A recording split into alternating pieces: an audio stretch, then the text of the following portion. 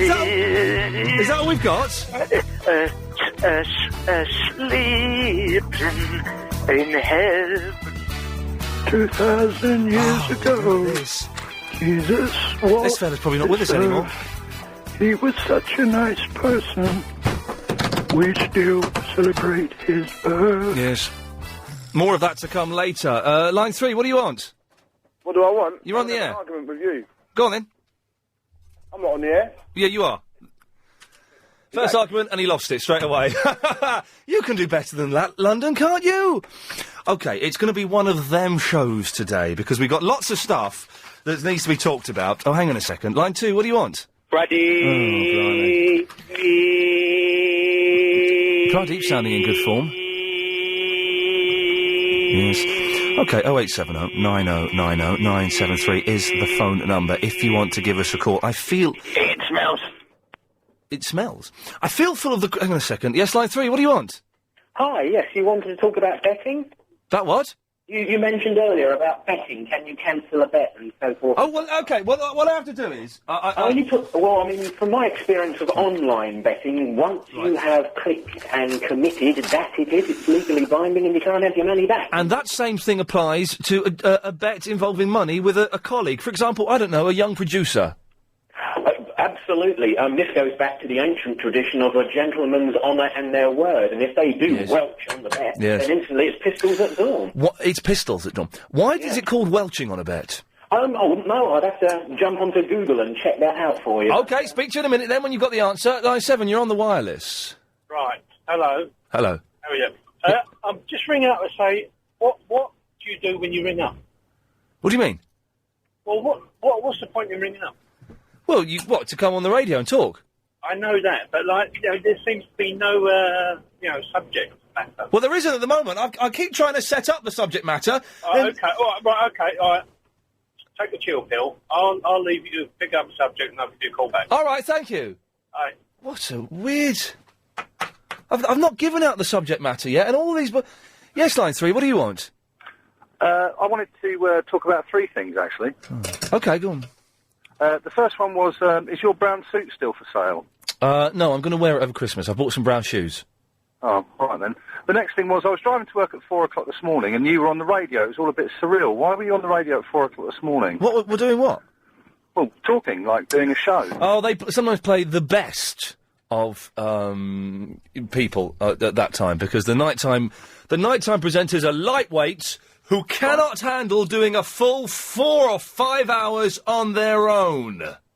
Oh, OK. The third one was, you quite like gadgets, don't you? I love gadgets, yes. Well, I'm having HD installed today. It should be ready when I get home. Dirty.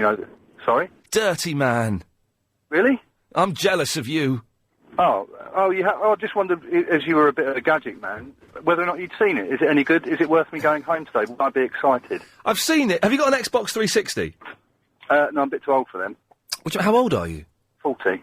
Oh, what? This is just the right time. You've got disposable income, you've got time on your hands, the kids are grown up. No, they're not, unfortunately. Oh, late starter, OK. It's all right. It's all right. It's not as... how big... Is it a big TV? 37. Oh, so not that big, then.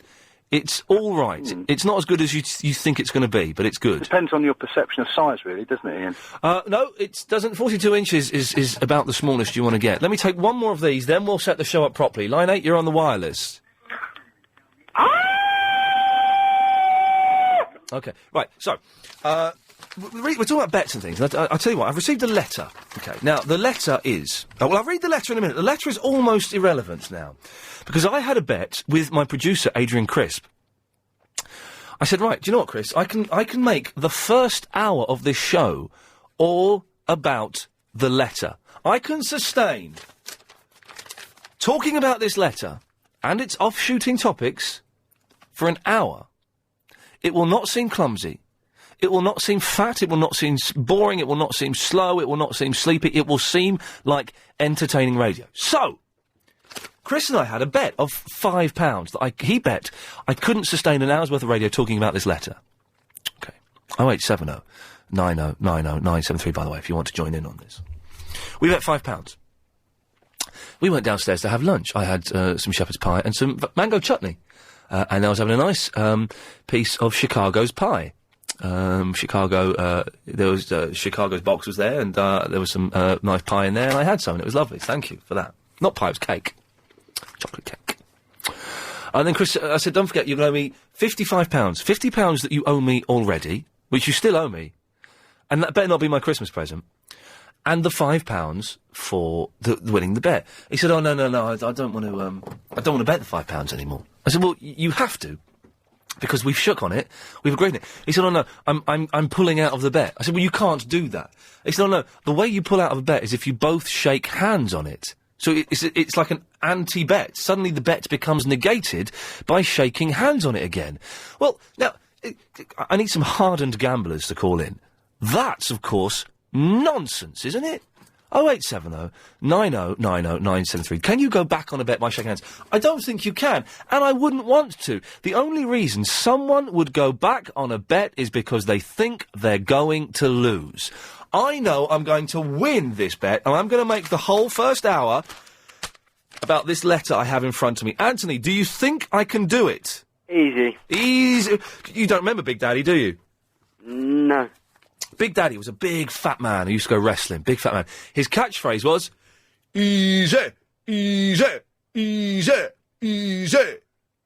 That's it. Yeah. Things were rubbish in the old days. You should win. Well, I'm going to win the £5. I'm going to humiliate Chris on the... I've not read the Daily Star yet, and Aisling is on the front cover, so I need to fold that up, because that's off. I lost the bet on the weekend, Ian. You do what? I lost the bet as well. You lost the bet? What bet did you lose, my friend? I know, you don't like it, but I lost on football. Oh, dear. Tottenham Fit Arsenal. Oh, I've not got a clue what you're talking about. Oh, yeah? I don't follow football, I don't understand football, and I don't see why people get excited by football. Yet, and here's the rub, Anthony, I like playing computer game football. Yeah, more fun. It's more fun than real football. What's your best computer game, football game? What? FIFA. I'm a FIFA man. Oh, cool. How much did you bet, Anthony? £5. £5. And lost it.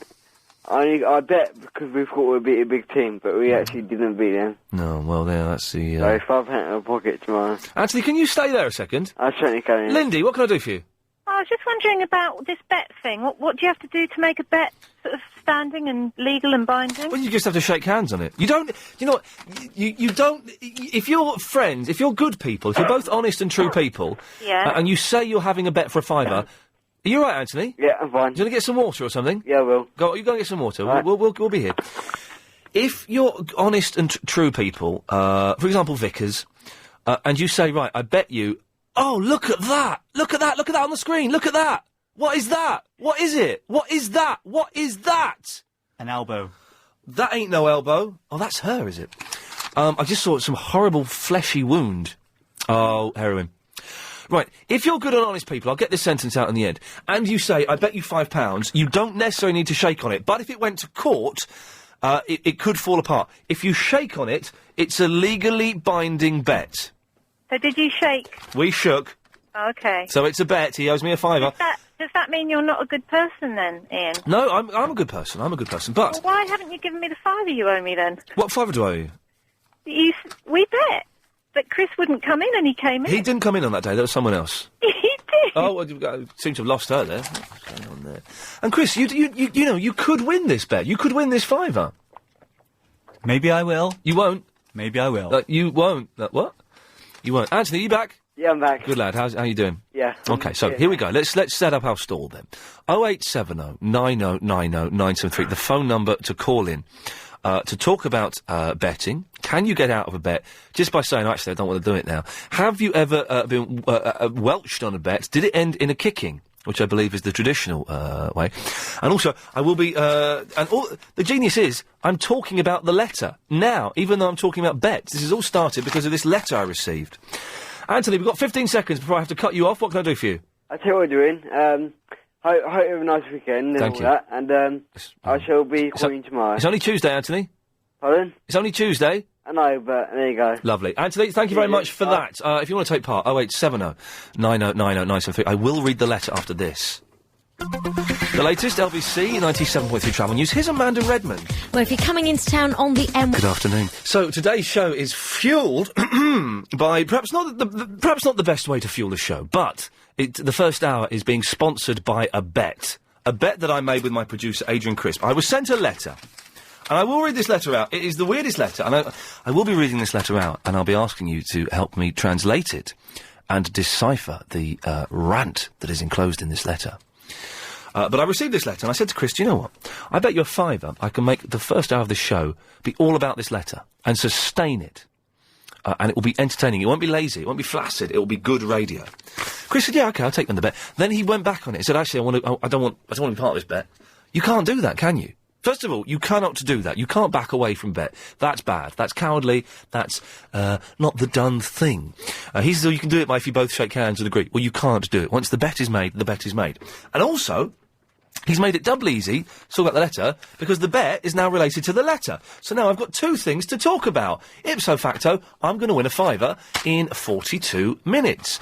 James. Hello, James. Hello, yeah. Don't hang up the phone just because you can't handle the argument, Mr. P. Sorry, Mr. Lee. But I believe you've already... do you know what I mean? If you're going to... He can call back in again if he wants. But if he calls in again, a bit of respect, all right? A little bit of respect. Let's just wait, see if he calls in, shall we?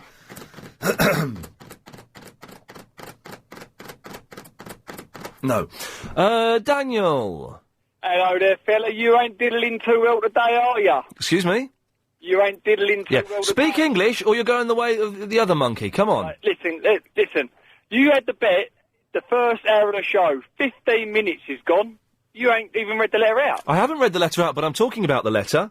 Yeah, but what was the first call about, Mr. Lee? I haven't read the letter out, but I'm talking about the letter. What was the first call about? James, you're back, are you? I'm back. That wasn't very nice, calling me a monkey. Well, there you go. You're a cheeky little monkey and you know it. I'm not. Well, you are, because you got my name wrong. But I know I got your name wrong, but I didn't mean it, Mr. Lee. But what I was trying to say is, I think you lost the bet. Yeah, I think so and all. Well, go on then, you two Cockney rebels, to talk it through with each other. Go on. What was the first call about, Mr. Lee? What are you? Go on, you two can't even have a conversation with each other because you're both so stupid, and you're trying... I think you're the stupid one. And you are trying to beat me, the master, in an argument. I can hear you. All my mates think that I'm beating you. They think that I'm the winner. Your mates think that, do they? Well, where are your mates? You've not even put forward your argument yet, James. Well, my argument was that you thought you could sustain a whole show for an hour about your letter. Yeah. But you've been talking about something else, so I think Mr. Crisp has won the £5. OK, James, what have I been talking about that's not connected to the letter, that's not connected to the letter? Well, because you haven't read the letter, what I imagine you've been talking about that isn't connected to the letter is big... Was it that wrestler? Easy? Yeah, no, that's in the letter. Don't say that. That's talking about betting. We were talking about betting then. Next point, James? Next point? Oh, Mr. P, goodbye. You've lost it! He's done it! He's gone! Ian? He hung up on himself there. Danny, your turn to pick up where James left off. Has the letter got anything to do with betting? What's in the letter? No, not within the letter, but a bet is now a bet. Within the letter, it's got nothing to do about betting, so therefore you ain't actually talking about that letter. No, we're talking about a bet that is based around this letter.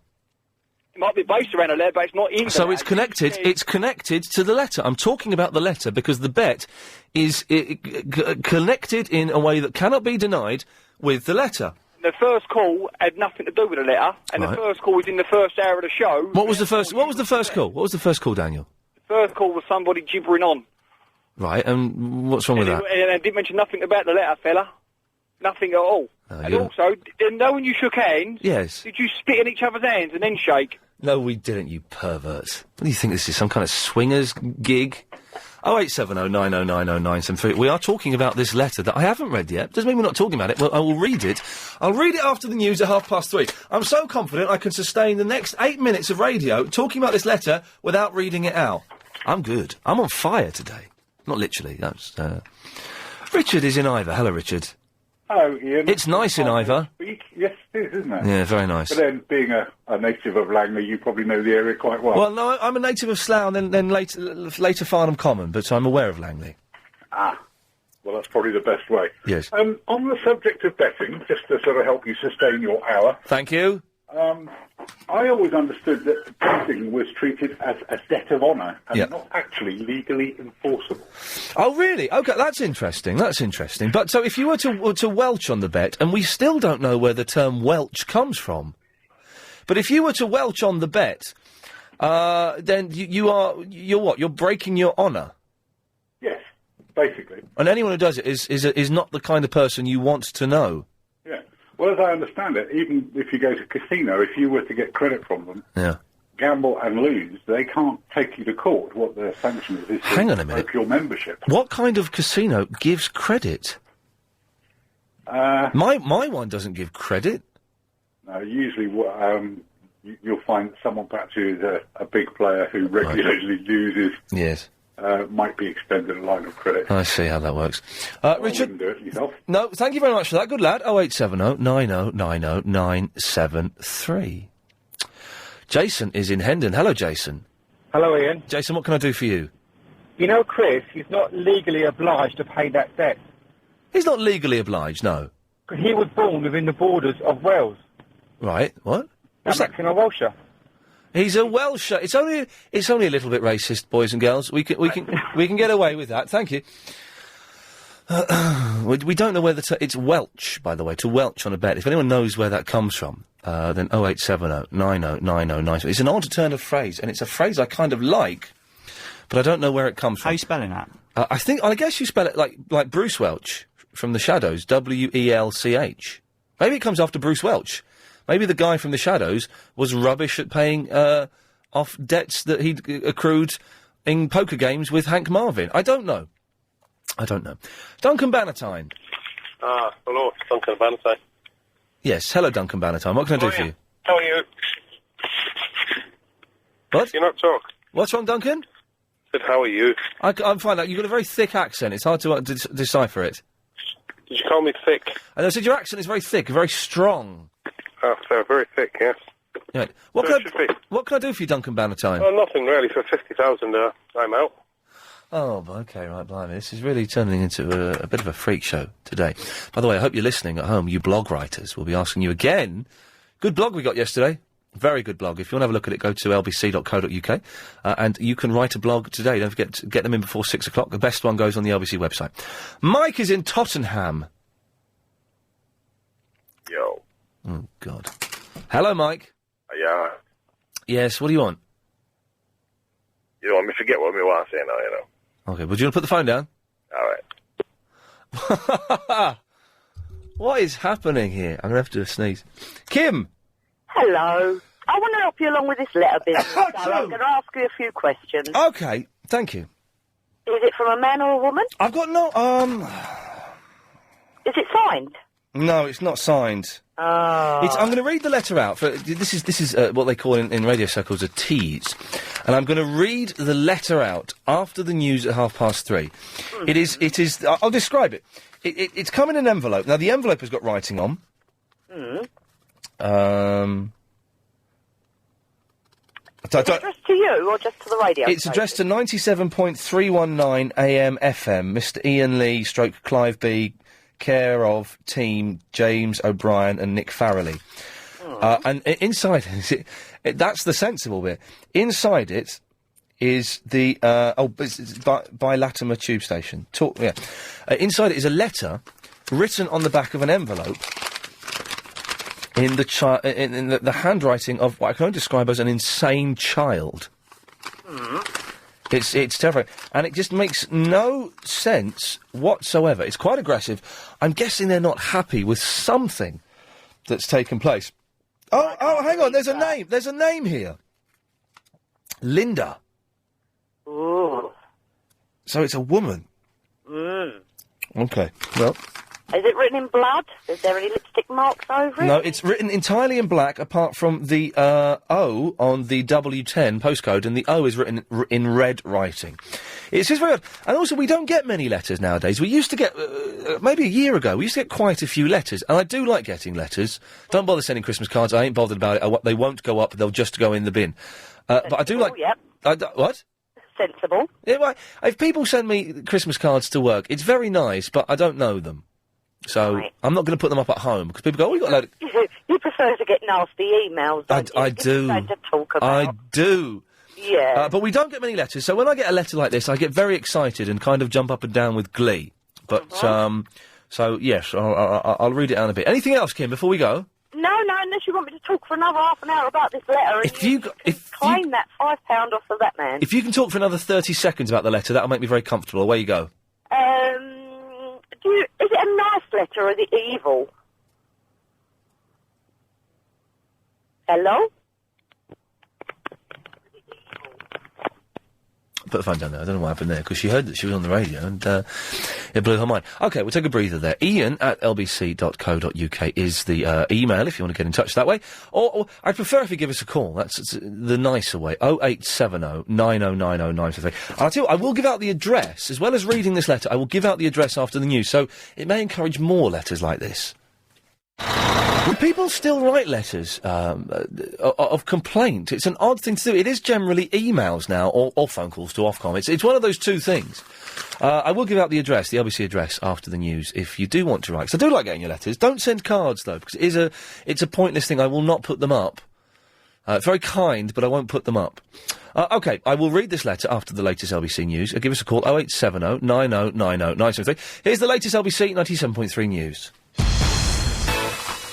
0870 9090 973. The phone lines are all full, but we'll try and sort that out. OK, so we're talking about betting. Where does the term Welch come from?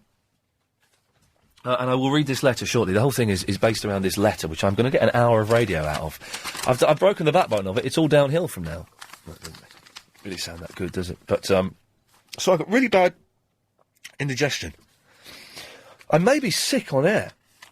Do you remember there was a tape going around of that newsreader puking doing a newscast? Do you want to get a bowl? Yeah, a what? A bowl. Yes, please. Tracy! Oh, hi! Just 1 second. Hold on 1 second. I'm in the school playground. I was just ringing up hang on, to... Tracy. Yes? Hold. There is no sound better than kids in a school playground. Hold your phone up so we can hear the noise. They're not very noisy. Well, keep quiet. Let's have 10 seconds of playground noise. Here we go. What a fantastic sound. Is that okay? That's brilliant, thank you. I love that sound.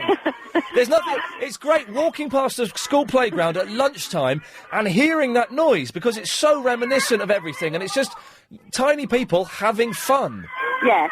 OK, right. Anyway, carry on. Anyway, I just wanted to ring up to confirm this betting thing. Yes. There is no legal sort of thing about a bet. It is purely a gentleman's agreement. OK. And even if you were to go into a large betting shop, famous betting shop chain, they are not legally bound to pay you your winnings if you win. Really?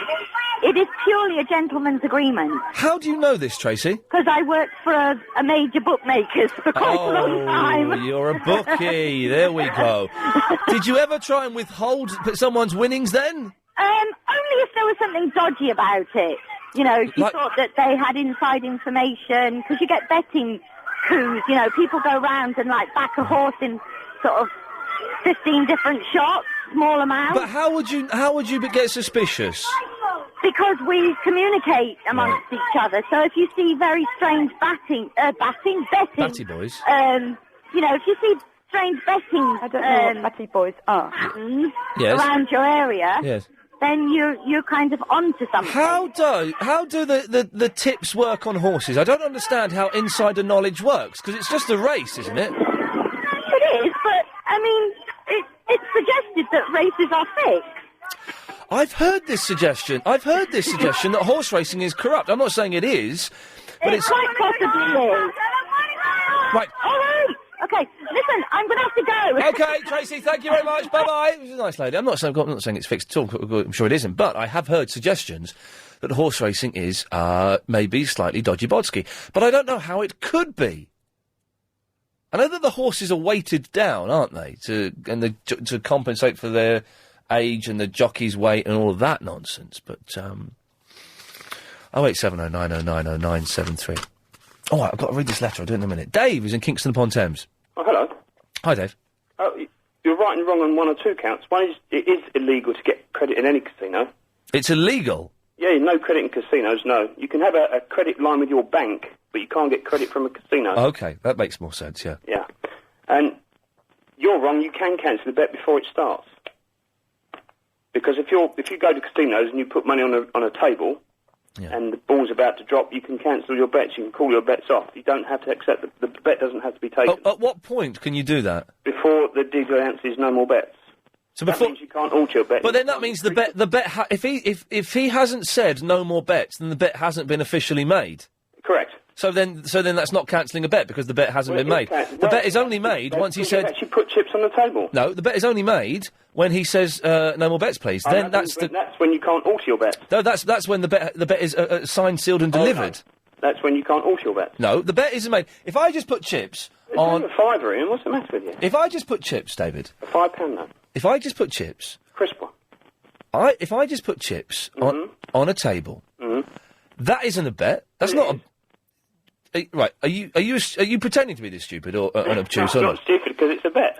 Right, it's not a bet until he says no more bets, please. Then the bet. That's when you can't. When he says no more bets, please, that's the equivalent of shaking hands, like Chris and I did about this bit earlier. That's the equivalent of shaking hands. If I take the chips away before we shake hands, starts when you walk in the casino, surely. The what? Shaking hands starts when you walk in the casino. That's why you go. Not in the slightest. Of course, that isn't the case. Of course it is. But when you walk in a casino, you're not having a bet. You're just walking into an establishment. You're having. Right, I'm cutting you off because you're talking out your backside, and you're interrupting. Walking into a casino is not having a bet. Having a bet is when you go to the table and start playing. Having a bet, putting your chips down, and someone saying no more bets, please. That is the equivalent of shaking hands on a bet. Helen's in Brixton. Hello, Helen. Hello. Hi there. I'm a bit nervous. Don't be. There we go. Has that calmed you down? Yeah. No, excellent. My soothing voice. I'd love to do your feet. That would really calm me down. Excuse me? I'd just love to get hold of your feet. And do what to them? Reflexology. What? How? What are you banging on about, weird woman? You want to do my feet? The reason I'm ringing is because I was looking up the word Welsh in the dictionary, and it says it's a variant spelling of Welsh and an archaic spelling of Welsh, but there's no other meaning for it. Oh, so it doesn't give any... So maybe the welching on a bet is connected to the... What do you want to do to my feet? Well, I can't actually say what I really want to do with them on the radio, but I just want to touch them. That would be fine. Are you a pervert? Well, I don't know. Maybe in some circles I'd be classed as one. I'm not sure. You're a foot fetishist. Yeah. You get... we've got to be careful. There are young people listening, young ears. But you get excited by feet. No, just yours.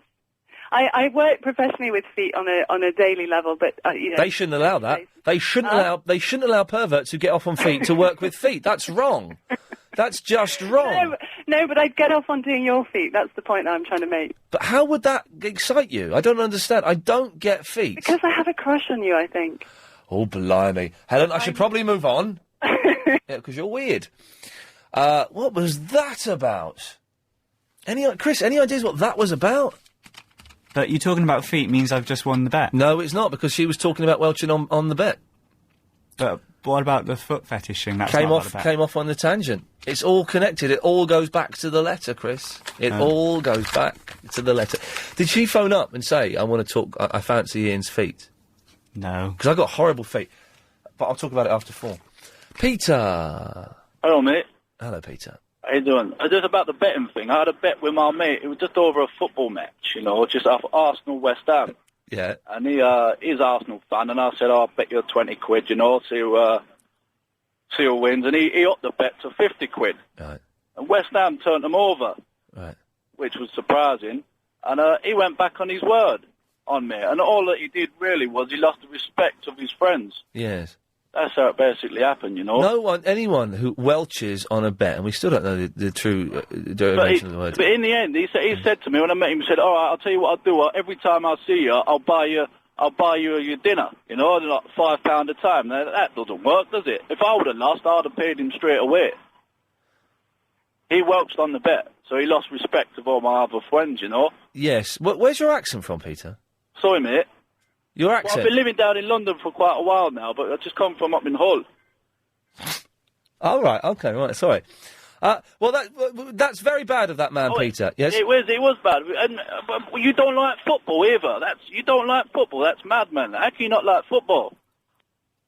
I find football dull and boring. Oh, how can you find football dull? Football's the best thing ever. No, it's rubbish. It's boring. It's idiots, poncy idiots running around, kicking a ball is no good.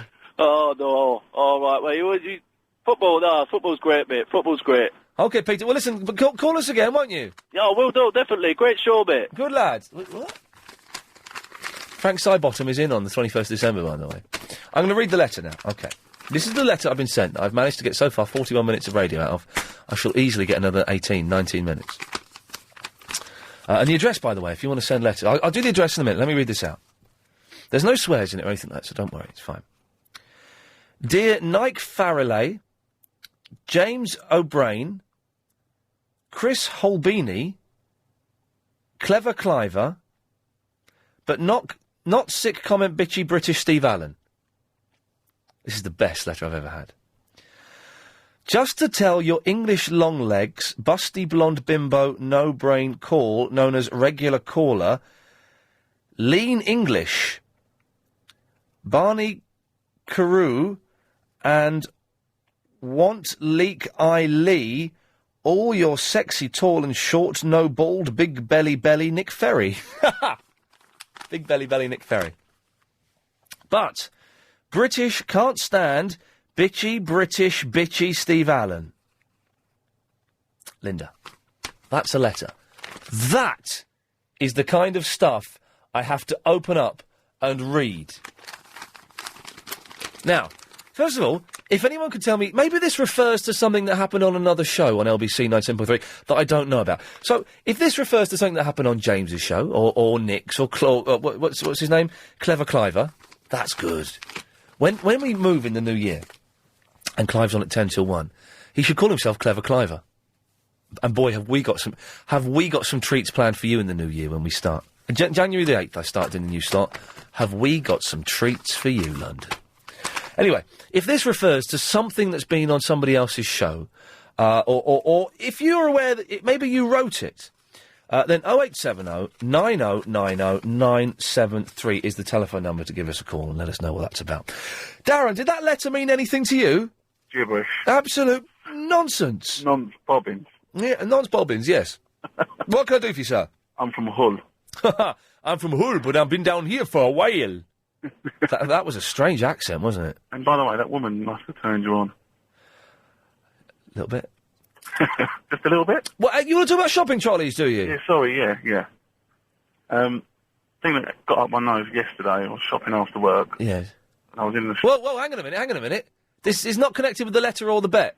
No. Right, then we'll have to speak to you after 4. Nice try, Chris. I ain't falling for that. Nice try, I'm not falling for it. Matthew, can you give us the... We'll get the fella back after 4, please. Matthew, can you tell us about welching? Yes, well, there's two explanations that I've found. One is slightly racist, and the other one, which I prefer, is basically when bookmakers took too many bets on a horse that was very long odds, then they would scarper across the border to Wales to hide from the people they owed money to. Really? Yeah, apparently. I like that. And it goes back to the mid-18th century. That's the earliest recording. But why is it welching, though, not welshing? Well, it was mispronounced. It started off as welshing, and then it got mispronounced to welching. Oh, that can be spelt both ways. Okay, I like that. I'm going to have that one. And the other one's a bit racist, is it? It's basically, about Welsh people being thieves, which isn't so nice. I prefer the second one. I prefer that one as well. Thank you for your... Matthew, thanks a lot for that. Thank you very much. There we go. That's a question that's actually been answered. It's time now to get the latest LBC 97.2 travel news. Here's Amanda Redman. On the M1 heading into... An idiot called Stuart has emailed in. Ian, I used to find it funny when you wound someone's goat and wound them up with your I'm right, you're wrong. Ian, you're really turning into a spanner. I have to agree with the two guys at the start of the show. You're not talking about the letter if you're discussing a bet related to the letter. Actually, Stuart, you idiot, I didn't say I'd talk about the letter. I said I'd get an hour's worth of radio connected with the letter. It's connected with the letter. An hour's worth of radio out of the letter. The bet is connected to the letter. So, up yours. You get back to the old format when you were funny. It's not the listener's fault you're not on TV no more, darling. What's that got to do with it? I would call you regarding this matter, my love, but your number 2 spanner, that's you, Chris, never calls me back. The reason he doesn't call you back, Stuart, is because you're an obnoxious idiot. Call us up if you've got the balls to come on air. I don't think you have. Clear a couple of lines so that Stuart can come on the air. I don't think he will have the courage to do it, because he is like one of them cowards that you like read about and stuff in the papers, you know. Jonathan! Oh, hi, yeah. Oh, Jonathan, stay there. I've got to go to Barcelona. It's Simon. Okay, how are you doing? I'm fine, Simon. How's Barcelona? It's absolutely gorgeous. Absolutely gorgeous. The weather's brilliant and the whole lot. But I usually drive home and listen to you all the time, and I thought, well, I actually miss you, so I just turned on my friend's Sky TV, and there you are. So that's why I'm listening to you in Barcelona. Fantastic. We're talking about... Dishy. Shut up, Jonathan. I'm talking to Barcelona. I know, it sounds lovely. Yeah, shush. Hello, Barcelona. Shush. Ignore Jonathan, he's a freak. Now, we're talking about this letter, Simon. Did you hear the letter? I didn't. Just quickly brief. Go on. OK, I'll do it very quickly. This was sent to me. Dear Nick Farrelly, James O'Brien, Chris Holbeini and Clever Cliver. But not sick comment bitchy British Steve Allen. Just to tell your English long legs, busty blonde bimbo no brain, known as regular caller, lean English, Barney Carew, want leak I Lee and all your sexy tall, no bald, big belly Nick Ferrari. But British can't stand bitchy Steve Allen. What do you make of that, Simon? Well, maybe I'll meet a couple of people like that tonight in Barcelona. I'm not too sure. Is Barcelona a bit raunchy? Well, there is some parts of it which is quite good, but the only problem is I've actually Ryanair lost my suitcase today, so I've actually just come with clothes on my back now. So I don't know where my suitcase is. Are they not going to do... I had a suitcase lost once, and the company... I got it the next morning. They delivered it to where I was staying. Is that going to happen? Hopefully, but I'm coming back on Thursday, so the chance of it actually landing here might land here before I actually get back to listen to you on Friday afternoon. I'm not on Friday, actually. I'm off on... I'm going to France on Friday. Oh, no way. South of France? No, just Paris, just for a brief weekend. Oh, you'll have a great time. It'll be nice. It will be. Anything else, Simon? Because I'm supposed to be talking about letters and bets, otherwise I lose a fiver. Well, letters and bets. Letters and bets. I'll tell you very quickly, I'm a bet on it's the lottery. Mind you, it's a bit of a long story, so you haven't got too much time. Oh, we've got plenty of time. If it fills up 10 minutes, it's all yours. Oh, right, okay. Well, if I thought I won the 120 or 85 million euros a few months back, what it was my mother wrote down all the numbers for the Euro millions. Yes. Anyway, lo and behold, my father saw the numbers on the TV the week before, wrote them all down. Then my nephew turns up at my parents, and she turned around and said, oh, you can check the lottery ticket. So he came up with the previous week's numbers, which my father had gone and got the ticket out by accident. Yeah. Next thing, my little nephew turns around and says, Grandma, you've won. No. And next thing, everyone's running around, shouting and screaming. My younger brother to sort of check the numbers. Lo and behold, yes, we had won. Until then, my mother turned around and said, hang on a sec, they're the same numbers as last week. No! Oh, I was so close. I'd already spent 30 million. Matt, wouldn't it be great? Wouldn't it be great to win that much? Everyone says, "Oh, I couldn't win. I wouldn't want to win more than a few. I wouldn't want to win sort of £6 million. It would be brilliant. You wouldn't have to work again. You could go and do anything you wanted. It would be fantastic." Absolutely. And I'd probably buy this place my friend's got. It's just outside Barcelona near one of the marinas. And I'm standing on the balcony overlooking the sea. It's a beautiful evening. The marina's right nearby. And, the temperature's really good. You couldn't ask for anything better. Simon, it's nice to talk to you. Speak to you soon. Bye, gorgeous. Thanks a lot. Well, Jonathan, what are you doing? Pardon? Oh, here we go. Look. Ian, I don't... OK, right. Anyway, Jonathan, what can I do for you? Yeah, but that's funny enough. I want to talk about bets.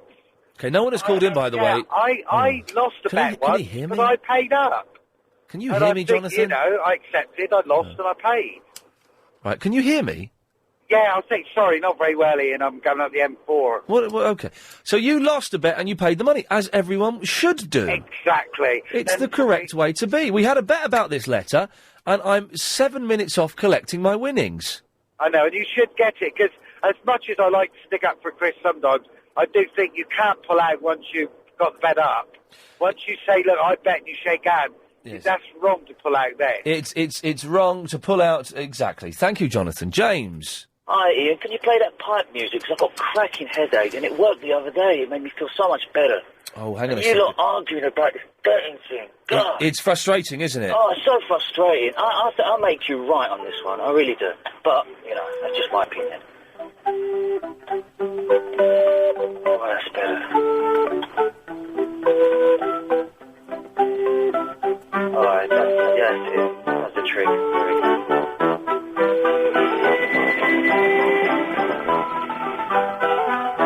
Is that helping, James? Oh, it's fantastic. Just let it wash over you. It gets unfamiliar, then it gets back. Makes it more satisfying when it goes back to the familiar bit. Stick with it. I feel so much better. Gets a bit of a climax. Keeps going up, then it goes down, and then we're back home again. Listen. Oh, this is the bit.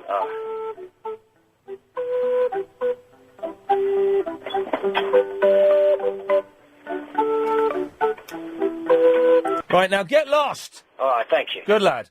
Jason. What was that music? I can't talk about it till after 4. I'm so close to winning this bet, I don't want to muff it up at the last moment. Oh, okay. Yeah, this betting. Yes. I thought that if you shook hands, but one of the opponents had his fingers crossed, then that cancels the bet.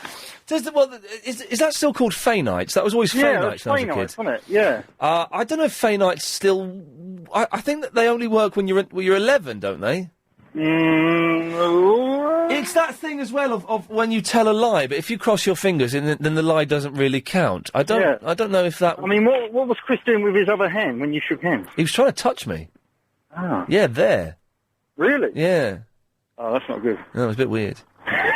It was nice though. I don't mind. I kind of dig. Oh, okay then. Well, as long as he didn't cross his fingers, then. Well, let's ask him. Chris, were you crossing your fingers? It's crossing something else. Oh, that's right. Okay, thank you, Jason. No. We've got young ears are listening to this. Young ears. Okay. 0870 9090 973. After the break, you will hear me cruising to a pure £5 victory, and then we can start the show proper at 4 o'clock, and it'll be good again. So don't worry. Don't go anywhere. Let's go. It's a continental special today. It's Alex in Paris, where I'm going Thursday evening.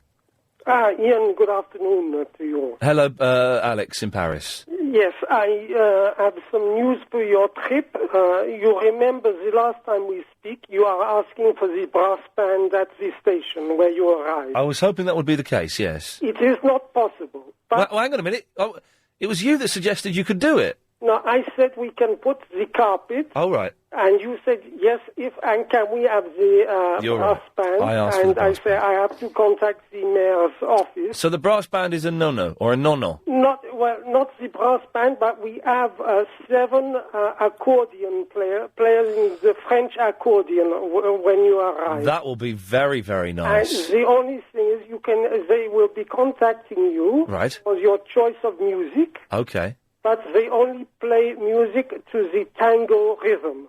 That sounds good. That works for me. Fantastic. Good. And as you are walking down the platform... And it's not the red carpet, is it? It's the brown carpet you've got. Might be a red carpet. It depends. We have to send the people on the street to see what is thrown out on the sidewalk. Yeah. And then we pick a piece of carpet. You pick a piece of carpet. Yes. Okay. Lovely. And then when they are playing the music, they are walking with you down the platform. Yes. Playing the tango. Okay, but and they're going to get in contact with me about this, are they? They will contact you directly at the LBC. Oh, sugar! Hang on. Do you know what you've just done? No. You've just lost me a £5, Alex. You've just lost me a bloody £5. And why is that? Because I was supposed to be doing... Nice one, Chris. Well done. Cheers, Alex. I was supposed to be talking for an hour about this letter and bets, and you've just totally sucked me in to talk about blooming accordions for 2 minutes. Well, it's not my problem. Well, no, it's not your problem, but you've cost me a £5. Well, then when you come to Paris, I invite you for the 22-minute drink. We don't do that feature anymore. Well, then I have some other news for you for Paris, if you want. Might as well now. Right. I'm meeting later on today with Alan Ducasse. Alan Ducasse is the Parisian equivalent of Gordon Ramsay. Oh, right, yeah. And he will be making a special tasting menu. On the weekend, you come to Paris in honor of Iain Lee. I'm vegetarian, by the way. Well, that's why I'm meeting him, because he asked a little bit of background information for you, and when I show you, I tell him, look at the website, the Iain Lee website. He straight away say frog's legs. Yeah, no, what? And then I say, no, Iain is vegetarian, so he will be making a special dessert for Iain Lee. Okay. Iain Lee after tasting menu dessert. I look forward to it. Good. And I will have more details on that later in the week. Okay, Alex, thank you. You owe me €9. 7.5. Okay. Well done, Chris. You've won a £5. But you still owe me you owe me 50 quid. So let's just call it 50 quid and call it quits. Nice. Okay, so we've done that. Thank you for that. That was all right. Plenty of other stuff coming up. What is your uninteresting information? And can you go out with someone who's rubbish in their job? We were going to talk about this the other day, and I forgot to bring it up, so we'll do that. And apparently Clive Bull was talking about the post office music last night. Did anyone hear that? Were you listening to Clive Bull last night? What was he saying about the post office music? 0870 9090 973. Don't forget to write your blogs and email them to iain@lbc.co.uk. The best blog about this show will be on the LBC website by 7 o'clock this evening. It's in London, Leicester Square. Proper busy. So, we just had a woman phoning up and didn't want to come on air, and she wanted to know the name of the singer that sits in a rocking chair. His name, of course, is Darren?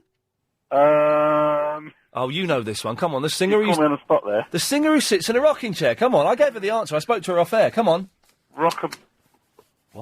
Dunno. It's Val Doonican. Who's Val Doonican when he's at home? Shut up. How old are you? Why do people say that? When he's at home? Yeah, why do they say that when he's at home? I don't know, actually. That's a good thing. How old are you? That is quite good. How old are you, Darren? 30. You know Val... How do you know him? Because I'm 33, and he used to be on TV. He used to have the highest-rated variety show on British television. Val Doonican would sit there in a rocking chair in a big jumper, singing songs. Like a lumberjack jumper? Yeah, like a lumberjack jumper, yeah. Oh, okay. Exciting stuff. Yeah, crazy stuff. Can I see what happened to me last night, please, now? You're the shopping... You're being so rude. Game. I was trying to win a bet, Darren. That's what that was. Rude. I apologise. Thank you. What can I do to make it up to you? Well, for a start, you did get turned on over that woman with a seat. Yes. Didn't you? A little bit. A little bit. 'Cause I did a little bit for you. Anyway. Did you? Oh, that's made me feel uncomfortable knowing that you were getting turned on by me. No, I'm completely straight. I'm not that way. But if you had to, it would be me, would it? No, not at all. Who would it be then? I don't even go in there. If you had to save the world, who would you go with? Save the world? Yeah. It was probably to save the world. Yeah, who'd you go gay for? If you had to save the world? No one. I wouldn't save the world. I'd let it die. If you had to... Come on now, seriously. Your mum, your kids, your family, if you had to save them, save the world, if you just went gay for like 20 minutes, who would it be with? It's a very difficult question when you're not gay, though. It's a very difficult question. It's got to be all the women fancy George Clooney, don't they? So you go with George Clooney? Yeah, right. Probably, yeah. How is going gay going to save the world, you weirdo? What a freak you are! You just said it saved the world. But how is doing that going to save the world? What circumstances would it be? Right, we have to get Darren and make him go gay, otherwise the whole world's going to be destroyed. It doesn't... You never know. It could happen. I've knocked about his hand. Yes. Right, what do you want now, you pervert? Right, yes, quick. On the way home from work, this is something that really aggravates me so much. Yes. Is when you're shopping, you must have had it, and you get the husband and wife, and they're shopping together, and they go, what should we cook tonight for dinner? And no. And while they're doing that, their trolley is slap bang in the middle of the aisle, and you cannot get past it. Yes. Have you had that before? I'm yawning, but don't take it personally. No, but doesn't that not get on your nerves? I'm just tired. Yes, it does get on my nerves. You must have had it happen to you before as well. Yeah, I have. Darren, I'm agreeing with you. Thank you.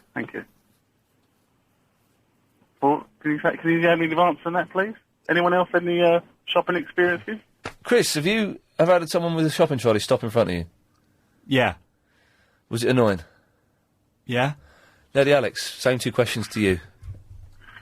Yeah. And yes, very annoying. There you go, Darren. That wasn't Lady Alex. That should sound like a bloke. That's Lady Alex. How dare you? You sound like a bloke. Can you hear her again? Lady Alex, you alright? Hello? There we go. Is that better?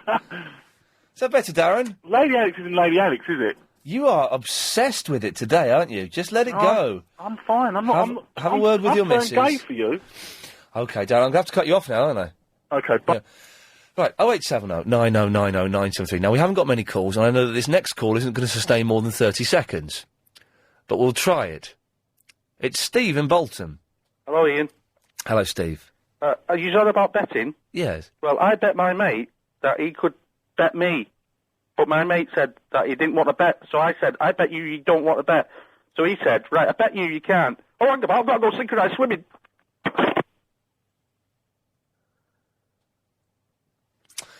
Okay. Let's try it. Steve in Sutton. Hello, Steve. Banstead, actually. What?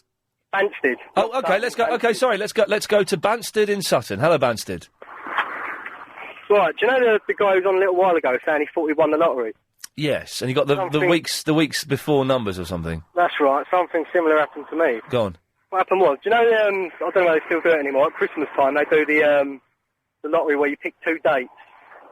Like you pick, I don't know, say 1970 and 2002, and you have to pick two dates, and if they match, what? You win like £1 million or something. I've never heard this. You picked two I think it might have been just for the millennium. Right, yeah, I think when I've done it. Right. Anyway, I've done that, and anyway, about a month later, I've forgotten about it, and I've remembered. So I've gone into the sweet shop and got a printout of the winning numbers. Yeah. And I've gone home and remembered that night again. Yeah. And for some bizarre reason, instead of getting out the two tickets and matching them up, I've got out the printout and then gone on the teletext and got up the winning numbers. Right. So I'm staring at these winning numbers. Yeah. And they've come up. And I'm like, oh my God, we've won. We've won. But... And now I know what it feels like to win the lottery. I'm standing there shaking. Yeah. My knees are trembling. And you thought you'd won like millions, yeah? Yeah. And I'm running around screaming, shouting, won the lottery, won the lottery. So I've run downstairs. My girlfriend won the lottery. And she's like, shut up. And so I've got the teletext back on. By now it's like gone onto a different page. Yeah. So I'm standing there waiting for it to come back up. Yeah. Anyway, while I'm standing there waiting for it to come back up, I looked at the ticket. There's like in big bold letters at the bottom, this ticket is void or invalid or something like that. And I'm like, sinking feeling. Why was the ticket invalid or void? Because it wasn't a real ticket. It was a printout from the sweet shop of the winning numbers. Oh. It looks like the ticket, but it's not, you know. I see what you've done, you muppet. There's a fella in the paper today who did a, was it I've got the Star here, and I've not read the Star. Look at the Star is Britain's greatest newspaper. The front page is just incredible. Let's have a look. There's where is it? There's Jonathan Ross has bought a Wii. What is this? Well, anyway. Where is it? Hang on a second. Sit with me. It's worth it. It's worth it. It's worth it. No, it's not in it. Anyway, this guy thought that he'd won £1 million on the scratch card, went into work, told his boss to naff off and said, stick your job up your backside. Yeah, I was listening to this on the radio this morning. And he got it wrong! What a muppet! What an absolute muppet! When you get them, you always double check and treble check before you throw them away. Of course you would. Hey, can we just have a moment's silence for the Mel B and Eddie Murphy love affair that's died? We can. OK, nice one, Steve. Thanks for that. Right, see you, bye. I know you were very upset by this, weren't you, Chris? The fact that, and I was surprised that Eddie Murphy and Mel B have split up. Chris, you were surprised to find out that they were together, as was I. But you were surprised 6 months after they got together. Yeah. You didn't know about it. No. How did you miss out on this gossip? Dunno. One-word answers today, is that what we're getting? Yeah. OK, that doesn't really help things. You've won a £5 off me, do you know what I mean? Barry Manilow scaring small children outside Claridge's Hotel. Why have we got Barry Manilow for Music Thursday? We could have got him in. By the way, for the last week of us doing this show, before Paul Ross takes over and John Holmes, and we move to the later slot, 7 till 10... last week is shaping up to be a pretty good week. And let me just remind you, Monday, December the 18th, Stephen Murdoch from ISO Solutions, gadget and computer expert. Oh, there's a blast from the past, there's a phone call there. Will be coming in, talking about Christmas gadgets and things to look for over the Christmas period. Tuesday, the 19th, Igor. Wednesday, the 20th, Eduardo, playing his foreign music. Thursday the 21st is Frank Sidebottom, and on the Friday, a whole host of guests. So that's got to keep them listening, isn't it? Do you need... Okay, so imagine you start going out with someone, okay? You fall madly and passionately in love with this boy or this girl, whoever it may be. You love them. You're head over heels in love. You want to spend the rest of your life with them. You know this after only a few moments going out with them. Okay? But they're an actor. Let's say they're a stand-up comedian. Let's start with that one. They're a stand-up comedian, okay? Oh, what do you do? I'm a stand-up comedian. Oh, nice. You've never seen them do their act, okay?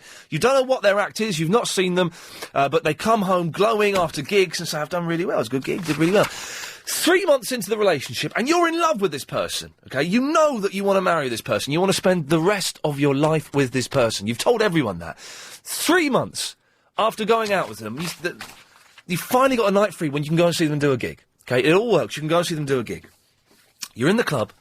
They come on. You're with your friends. He's coming on now. She's coming on now. It's going to be good, this. Really excited. And they are the worst stand-up comedian you have ever seen in your life. So bad, it's embarrassing. You want to cut your eyes out with glass so you don't have to watch this hideous car crash happening live on the stage. What do you do? Can you still go out with someone who is rubbish at their job? It may not be a stand-up comedian. Maybe they're an actress. Maybe they're a newsreader. Maybe whatever it is. Not by the way, just whatever it is. If you're in love with someone and obsessed with someone, and then you see them do their job, and they are cack at their job, can you still go out with them? How would that work? Has that ever happened to you? 0870 90 90 973 is the telephone number to give me a call and let me know. It's not happened to me, by the way. If anyone's listening, it's not happened to me. It's not happened to me recently. A long time ago, I did go out with a girl who was a stand-up comic, and she was absolutely bobbins, I found out. To the point where everyone was just, when I said I was going out with her, oh, she's fit, but she's rubbish. She's rubbish. And then when I saw her, it was like, oh my God, this is embarrassing. I can't go out with this person. I can't do this anymore. This was years ago. I need to ask you, and it doesn't have to be, I'm using comedy and acting, and they're the obvious thing. You go and see someone in a play, and they're cack. Just awful. Does that still work? Can you still go out with them? 0870 90 90 973 is the telephone number. You can email Ian at lbc.co.uk.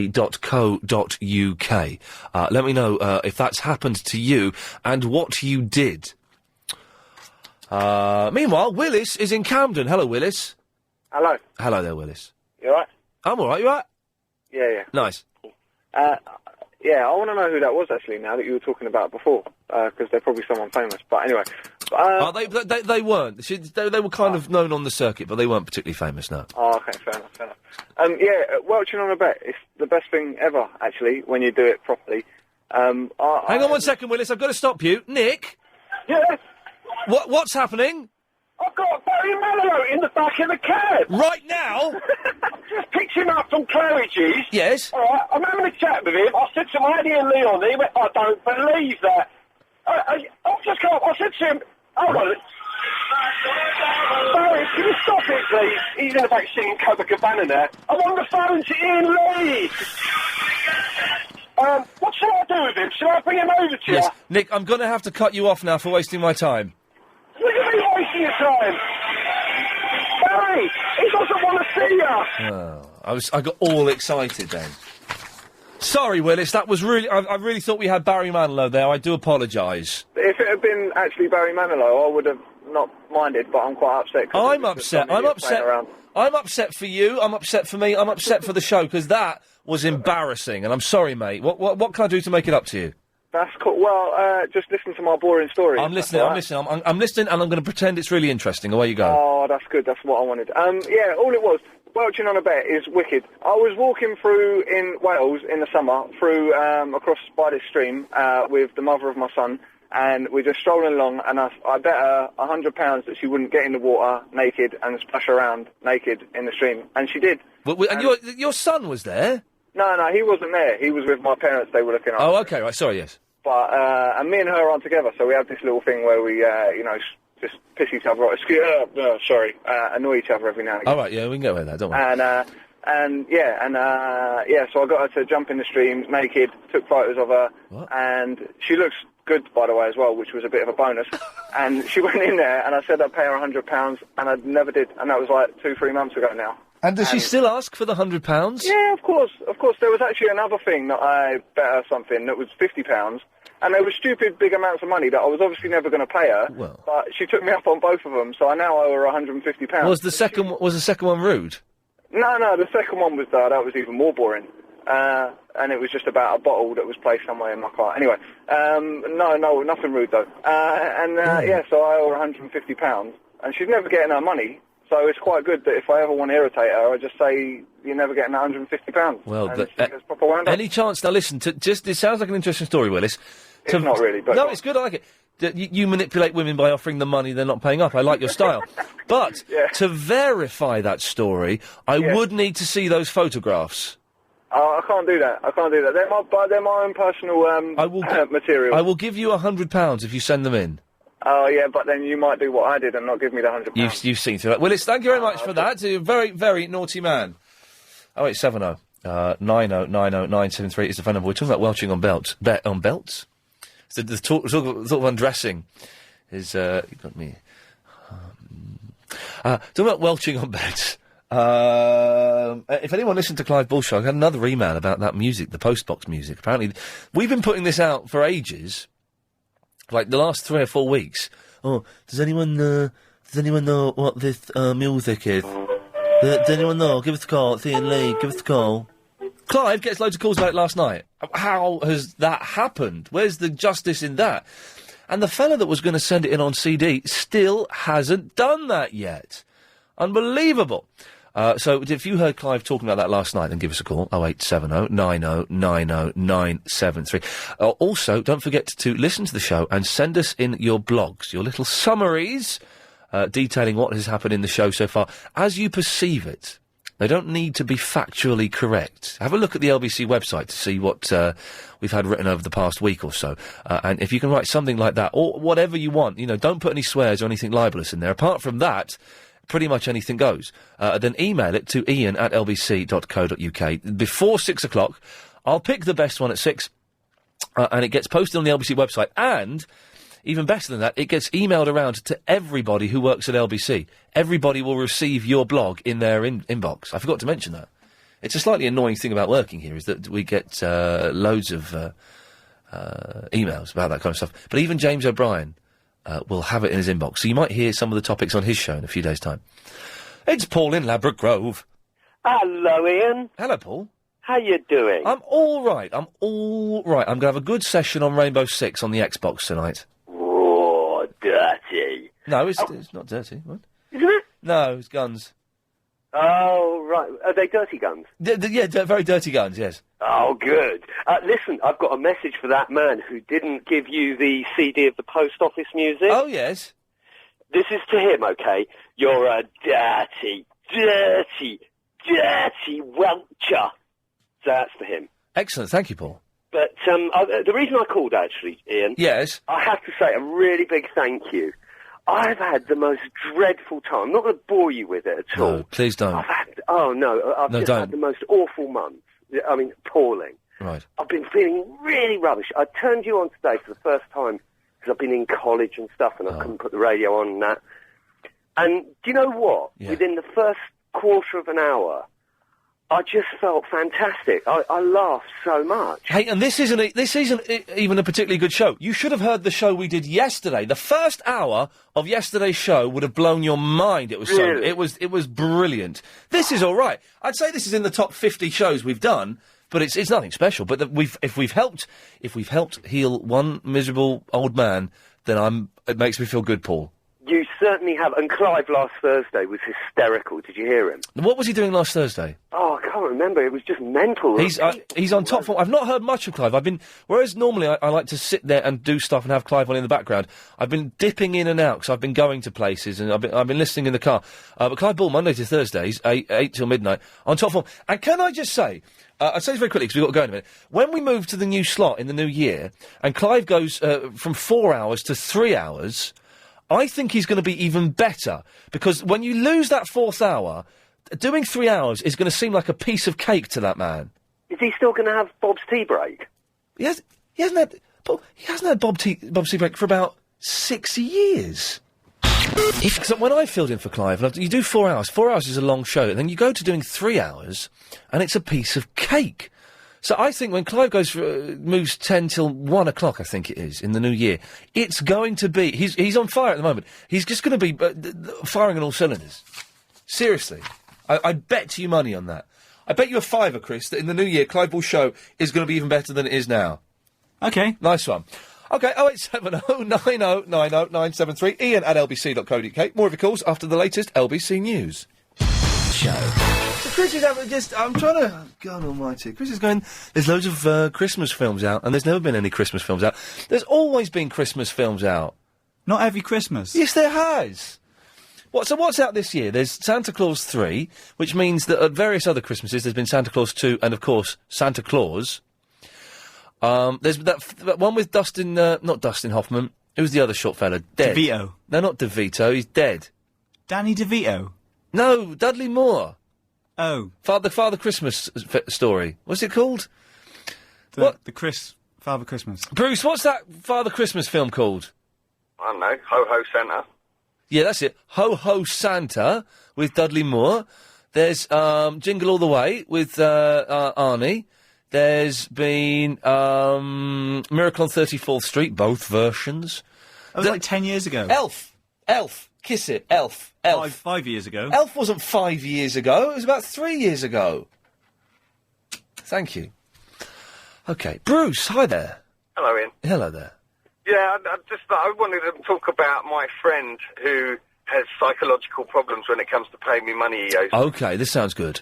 So we had a bet, and it was for £100, and I won. We had another bet. Yes. He now owes me £200. £200. What did you bet on? I can't tell you that. Is it to do with girls? No, it was...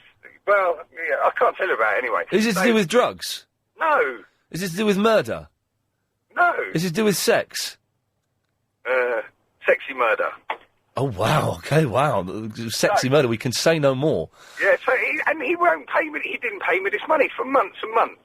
So eventually he comes back into the UK, and I see him with the money in his grubby little mix, and he gives me £100, and you could tell he's nearly crying. Yeah. But he would rather. He took me and my fiancée for a meal, which he spent well over £700 for. What?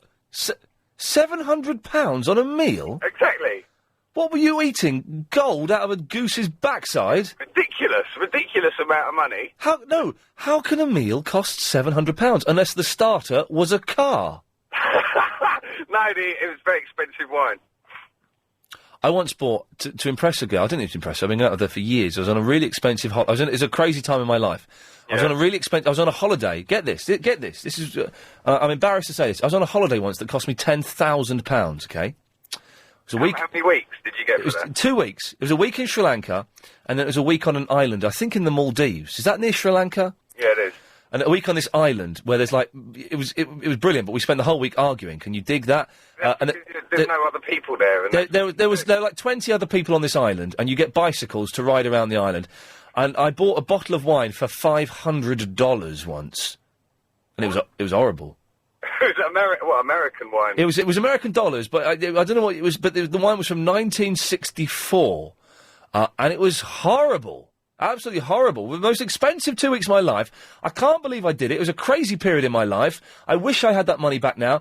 And the holiday was it should have been brilliant, but we just spent the whole time arguing. Wow. I want to know what problem he has in his mind, because immediately after paying for the meal, he makes it quite makes me fully aware of how much the meal costs. Yeah. And then says, you know that other £100 I owe you, I'm going to have to pay you that later. He sounds like a really weird fish, Bruce, and I don't get it. You're best off without him. Give me the £200 and we'll all go down Mackie D's. Oh, don't, because I fancy a Mackie D's now. Do you? What would you have? I'd have the veggie burger, which is veggie burger fries, and I'd have a vanilla milkshake. No, you just got to stick with the old favourites, the Mac D's meal, the Big Mac. I'm vegetarian, though. But you're not a real vegetarian. You've only just started. You're a plastic vegetarian. What do you mean I've only just started? I started 18 years ago. No, that's not real vegetarianism. Because real vegetarians don't have canine teeth. What the hell? What is this? What are you talking about? Real vegetarians do not have canine teeth because they're not omnivores. Right, right, he's gone. What was that all about? 0870 9090 something. Now, earlier on in the show, we asked the question: could you go out with someone if you thought they were rubbish at their job? For example, you meet a girl. She's beautiful. Everything is perfect. You meet her friend. Everything is perfect. You love her. You know you want to be with her for the rest of your life. 6 months into the relationship, she's an actress. You go and see her in a play. It's awful. She can't act to save her life. Could you? I don't think I could go out with someone. I couldn't. I didn't. This weird girl. She was a bit weird. That's partly why I finished with her. Could you go out with someone who is rubbish at their job? Tony, could you do it? Oh, yeah. Definitely. Oh, that's that one solved then. Why not? Got any examples? Well, example is, if you love her, obviously you love her for what she is, not for, like, what she does, really. Yeah, but what she is rubbish at her job, to the point where it's embarrassing. No, but it's beautiful, and you love her. But... That's my point. But, well, no, right. But, no. But... What? Are we going to do this one word at a time, or are you going to let me get a sentence out? Yeah, carry on. Thank you. Yeah. But imagine she's so bad at her job that it's embarrassing. And when you tell people that you're going out with her, they say, yeah, she's fit, but she's rubbish at what she does. I know what you're saying. I'm not always saying to that point, but still. No, forget it. Now, hang on. Who was that in the background giving you the answers? Look, Ian, I'll tell you the truth. What was that? What about if she's ugly but good at her job? Yeah, exactly. Look, what it is, I was driving, yeah? Who's this idiot in the background? Who's that? Is that Gary? That's Gary, that's it. What does Gary want? I was driving, and he phoned you from my phone, Yes. and obviously he wanted to talk with you, and then he was too shy. Gary bottled it. Chris phoned back, and I said to him, answer it, because I'm driving, and he said no, and then I had to answer it, so I didn't... Put Gary on, Tony, put Gary on. Yeah, he wants to speak with you. Here you go. Hello? Listen, Tony sounds like a simple, childlike fool. You can't manipulate him like that. You got him down to a T, I think. He sounds like the sweetest, most... He's like a gentle giant. He's like that, he's like someone who's slightly simple, but could kill you if he crushed you too hard. Oh, yeah, he's quite strong. But so, what's your point, Gary? My point, yeah. Well, getting back to if she was really rubbish at her job, but you loved her to bits and everything else, I think you'd just want to help her to get better at her job, wouldn't you? Supposing she couldn't, supposing she was so bad, but she thought she was really good, and she'd been bigging herself up all the time, to the point we thought, wow, this girl is really groovy. And you went and saw her, imagine it was a stand-up, you went and saw her doing her act, and all of her peers, they're standing behind you, and they're laughing, going, she is the worst piece of cack I've ever seen in my life. Yeah, but I think if you turned it round the other way then, and she was really good at her job, but she was ugly, and people were sort of like, she's ugly, you'd see through that as well, wouldn't you? Well, you see through what? But you wouldn't be going out with an ugly girl. No, but you wouldn't see her as being ugly. Well, I don't think, if you was in love with someone, I don't think you could think bad of them like that. If she was ugly, you would, even if you were in love with her and she was ugly, you'd see that she was ugly. No, because love is in the eye of the beholder. No, beauty is in the eye of the beholder. And love, I suppose, as well. No, love isn't. Comes from that. I got that wrong. That's why I didn't want to ring up. Love isn't in the eye of the beholder. but love is blind, is what you're trying to say. But it's not. You're blind, but it can still see ugly chicks. Well, I don't know really what to say now. Yeah, you got me there. You've muffed it up, haven't you, Tony? Gary. That's why I was letting me monster ring up. All right, well, good lad. Listen, obviously, Gary, who's very much in love with Tony, thinks that Tony is good at his job. And that's why those two men are still together, and I salute that. We're down to our last call, London. I don't know what's happened to the calls. I don't know what's happened. But after Jonathan in Mill Hill, we have no one lined up. Wow. Jonathan. Hi, Ian. Hi. How are you? I'm okay. You're the last call I've got for the day. Really? So does that mean I'm until Triple M? You could be, unless it... Or until someone else calls up? Well, you could be, because no one else is calling up. Normally when I say I've got no calls, the switchboard lights up. It's not now. Oh, dear. Yeah. Right. Well, should we start talking? Yeah, go on. I was listening to Clive Ball last night, Yes. and he started talking about the post office music. Oh, yes. And not quite sure what you're after, what you want to know, but I think it was Edwina from High Wycombe. Yes. She phoned up to say that she used to hear it if you sort of turn the... I didn't quite follow what she was saying, but if you turn the dial on the radio... Yes. all the way to the end, you hear this music. Right. She phoned up to say that, and then all sorts of other people phoned in with where else they'd heard it before it was on the post. But hang on, we've done this about 4 or 5 times on the show, and no one has phoned in to help us, apart from some guy who said his wife wrote it or something. He's going to send in a CD. He hasn't. And then Clive mentions it once, and he gets a massive response. What does that mean? It's one of the mysteries of life, isn't it?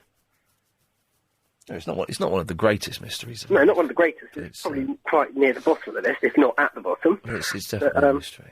But yeah, Clive did get a lot of callers about it. But we don't know. We still don't know what it's called, and we still don't know where we can get a copy of it, apart from taping it off this weird radio frequency. Yes, or hoping the guy who said his wife raised it sends you the CD.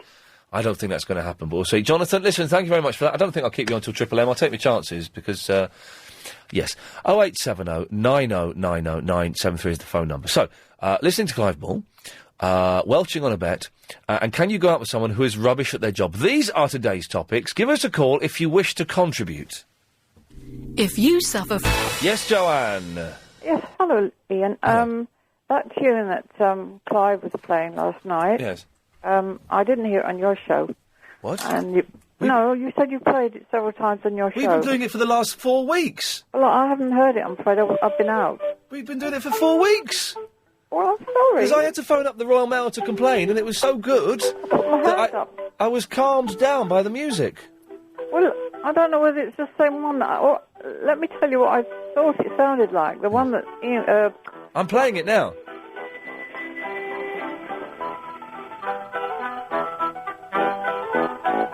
Can you hear it? Sort of, but that wasn't the one we heard. Well, hang on, wait. This will get to the bit that you know. Hang on. Wait 1 second. Goes up. Lady come down. And then we go back home. Listen.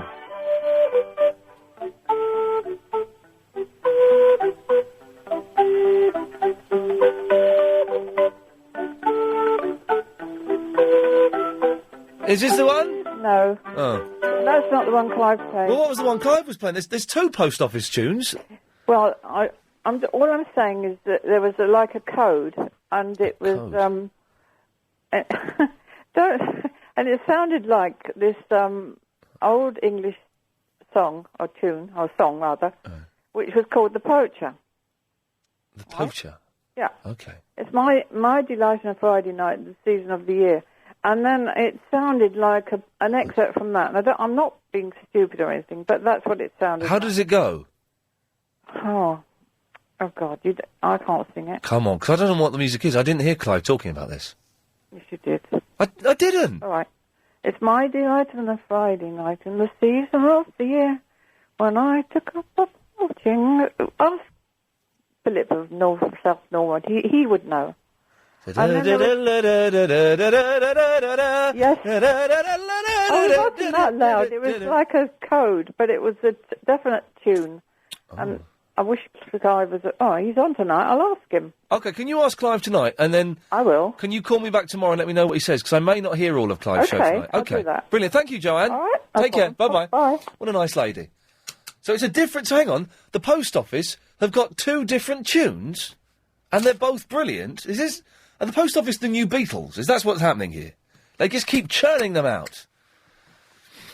OK, well, the mystery deepens. If you do know what the music that Clive was talking about last night, then 0870 90 90 973.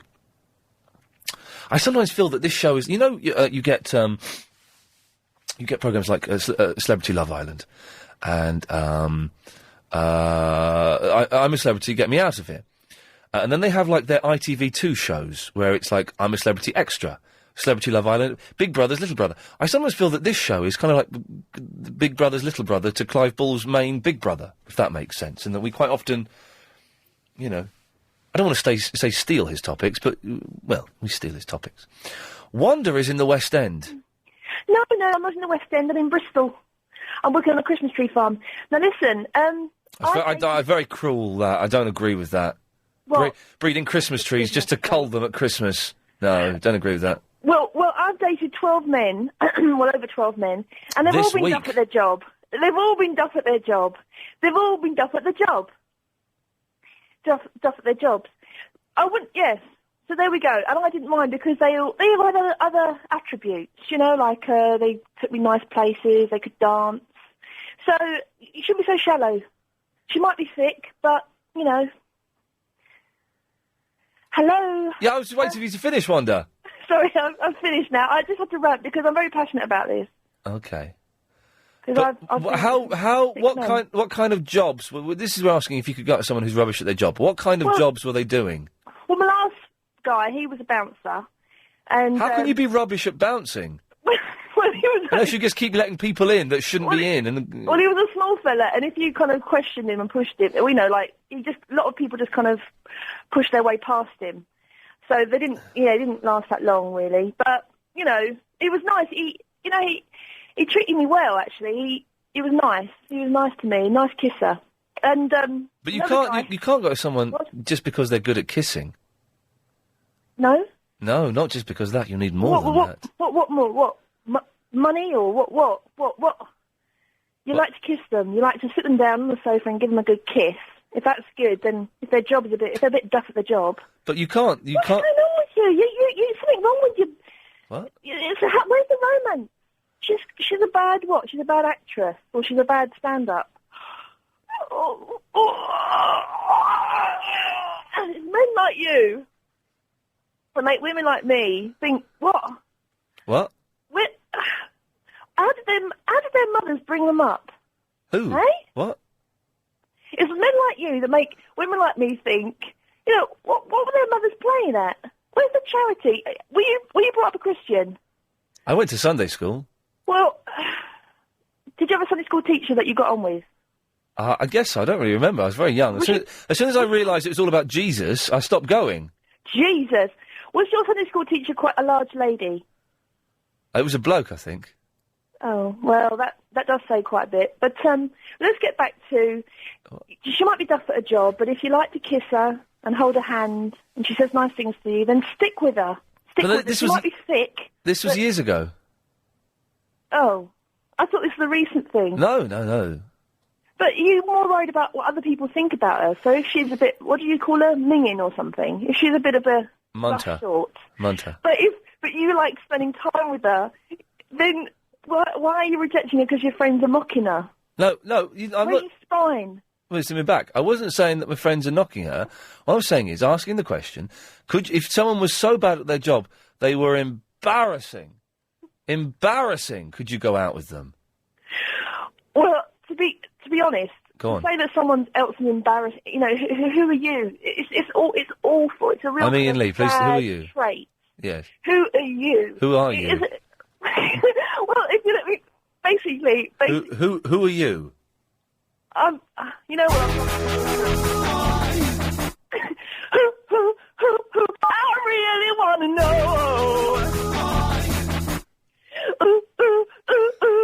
I like CSI. Have you seen that? I like the guy that got caught in the box.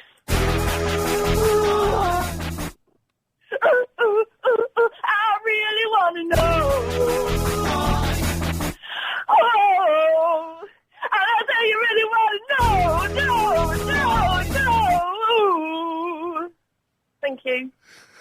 No. I like you. Yes, thank. You Yeah. like my American friend Sarah? She likes you. Oh God, that didn't. Well, I couldn't get to the hang-up button in time. It's Alan Richmond. Hello, how you doing? Oh, I've just remembered I've got to answer some questions in an email. Okay, Alan, thank you. No worries. Well, not now. I've got to do it after work. It's not for broadcast. She had to be an only her mother could love her kind of girl. Who, Wanda? Yeah. She was a fruitcake. I know. Anyway. Yes. Stunning-looking people you could not possibly go out with if they were bad at their jobs, yeah? Yeah. That's what you're after? Yes. Hookers.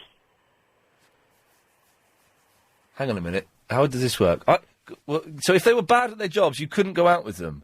Well, let's be fair. If they're that bad and they're hookers, half your mates would know that they were crap in bed, and you'd be really embarrassed. Yes, I suppose you would be. I like the use of the American term hooker over the British term prosy, which is. Oh, sorry, yeah, prostitute. Yes, I suppose yes. That's what I have no response to that, Alan. Yes. And by the way, my sister can beat you for expensive holidays. Go on then. 12 grand. Oh. Over a week. A week. Seriously. Do you know? I mean, I was in. She's just done another one. She daren't admit how much it was. She just did the. I can't remember if it's the Arctic or the Antarctic, but she was on a Russian icebreaker. For 12 grand? No, that wasn't the 12 grand one. The 12 grand one was where part of the holiday in Canada, they were staying in log cabins on a lake, and bears would break into their rubbish bins. Oh, jeez, and that's it's not over good. $1,000 a night to stay in that log cabin and have a bear go through your trash. That's not good. Trash over rubbish. Yeah, this was an expensive holiday. It's the only time I've ever paid that much, 10 grand for 2 weeks. I'm embarrassed to say it, and I would never, ever do it again. I begrudge spending any more than, like, 500 quid on a holiday now, because I think it's disgusting. Well, they basically do all these, they do these sort of, all-inclusive island trips, because my brother-in-law, he can get to about 3 grand a week on food and drink if they have to buy their own food and drink. So, to be quite honest, they actually work out cheaper. Is he a fat so-and-so? He's huge. Oh, well, in that case... he's not fat, he's large. He's, tall, he's big boned. He's the only person I've found who eats more than me. Okay. Alan, listen, thank you. Got to move on, 'cause I've got to fit Rosie in for the news. Thank you for that. Rosie! Hello? Hello, Rosie. Hello, Ian. I'm calling because you were talking about relationships and how when someone's rubbish at a job, how it affects you in a relationship. Yes. Well, I think that if somebody tells you, I'm a police officer, but I'm a rubbish one, then fine, But I was going out, I was much younger. Yeah. I was only 17 and I was... Well, hang on, how old are you now? I'm 32. What? What? Honest I am. Have you got some ID? No. You sound about 15. Do I? Well, that's a compliment. Thank you very much. No, I take it as a compliment. Yes, OK, go on. Well, I was going out with a chap who told me that he was a really good stand-up comic. Yeah. And you're naive, you're vulnerable. Yeah. And I went along to one of his gigs, and we were already going out at this point, and he was so rubbish. It was embarrassing. Yeah, that's the thing, the embarrassment that you feel. How did you cope with that? Well, it made me question everything. I thought to myself, well, if he thinks he's a great stand-up comic, he probably thinks he's great in bed. He probably thinks he's a faithful lover. He probably thinks he's deluded. Everything's a fantasy. If he tells me he loves me, how can he possibly? Because if he thinks he's a great stand-up comic and he's the worst I've ever seen, then there can't be any honesty in the man. He's just stuck in fantasy. It wasn't me, was it, Rosie? No. OK, I've got to go. Thank you very much for that. 0870 9090 973. More of your calls after the latest news. Thank you. Do you remember the song? I don't know who did it. Might have been Rod Stewart. Ooh, I lost my bra, I lost my knickers in my boyfriend's car. Do you remember that? And you'd have, kids of, 8 singing that. I remember being 8. And kids singing that. Ooh, I lost my bra. I lost my knickers in my boyfriend's car. Was there another verse to that? It probably gets vulgar, actually. If it does get vulgar, I don't want to know what it is. But is there another verse to that? I just was... Chris kept singing it when we were doing the news. 0870 90 973 is the phone number. What have we talked about? Welching on bets. We know where the term Welch comes from. It's when, bookies or people in the old days would lose a lot of money, so they'd run to Wales. Can you go out with someone if you're madly in love with them, but they're rubbish at their job to the point of it being embarrassing? And some guy phoned in who wanted Wanda's phone number. We don't do that. We're not allowed to do that. And also Wanda may be a munter for all we know. Nice voice, but the rule generally is nice voice, ugly face. That's how it works. With the 15 women I've met through doing this job, but I live in hope. Ben is in Harrow, I assume that is. Hello, Ben. How you doing? Ian? You okay? I'm all right. I'm just starting to get a bit of a headache, but I'm fine. Oh, right. Well, forget the headache for now. Okay, yeah. Right, Ian, I've got a point to bring up with you. Yes. Now, how can you even contemplate dumping a girl because she's rubbish at her job if she's fit? Emphasise on the fit. Because surely that's your answer to any snide comment, any funny remark from any of your mates is, but she's fit. That's it. Any comment could be... And she got some pair of melons. You can drop that in. You could do. Yes. It's Right. Pair of melons. But if she's the thing is if she's so bad at her job, yes, you could sustain a 6, 7, 8 month relationship with someone just because they're fit. Have you ever been out with a fit girl, like really fit, completely out of your league, Yeah. And then after about 3 weeks, gone. A bit bored of you, actually. You're a little bit boring. I have done that. I have gone out with a couple of girls who are way out of my The other league. way around. How do you know I don't get bored? What? What do you say? They get bored of me? No, you get bored of them. Oh, yeah, I understand what you mean. Because they're so beautiful. I've been out with a girl, a couple of girls, one in particular, who was so stunning, so sexy, and it's fair to say... And she got some pair of melons. Lovely. Way out of my league. And after 3 weeks, I just thought, do you know what? There's no connection here, man. This isn't happening. It's all a bit boring, and, I'd rather go out with someone who's a bit plainer. Not ugly. That would be stupid. Right, now, I have been out with those sort of girls. You know, the sort of girls who spend too much time on themselves and don't think about anything else. For instance, Ian? Any of these beautiful women that you've been out with, yeah, have you never... I don't know, it might be a certain time of the day, you're just feeling a little bit fruity, so, bit of ladies and gentlemen, it's, my hair, my makeup, no. Now... I don't feel fruity anymore. I never feel fruity. I'm too old. What do you mean you're too old? You're a young lad. How old are you? 32? 33. 33. Ian, you're a young boy. I certainly don't want to have sex in the daytime anymore. I used to... Sex in the daytime is for like 17, 18-year-olds when you're horny all the time. Now, it's just an inconvenience. You're scaring me. Now you're making me think you're old, because it's only old people who make If I have sex at 2 o'clock in the afternoon, it means I've got to have a wash, a shower, I've got to make the bed, I've got to... I can't do that. Right. I'll have it. Ian, yes. Only old people make appointments to have sex. Oh, we'll meet up tonight at about 8 and we'll have sex. No, you're meant to go when you feel it, man. What is wrong, Ian? I don't want to feel it anymore. I don't like feeling it anymore. Oh, Ian, no. Very rarely. When I go to bed, I'm too tired. I don't want to do it. I do not like doing it first thing in the morning. Now, that's unpleasant. It just, Ian? Yes? First thing in the morning, last thing at night, through the day. Any time when you're feeling fruity, man, you got to go, Ian, man, come on, Ian, you're a young guy. You're a young guy of the world. Like, come on, you should be in the game, as they say. Yes, I've lost the dice. Oh, my God, you got to pick it up again. Yeah, pick it, Ian, man. Yes. Come on, man, you've just gone, come on, man, I had you so high on my estimates. Ben, I know. Now you've just... I know I've let you down. I'm sorry, Ben. I'm going to cut you off because I can hear a man just... His whole image of his hero, me, is collapsing in front of him. But that's the way it goes. Iris is in Hertford Heath.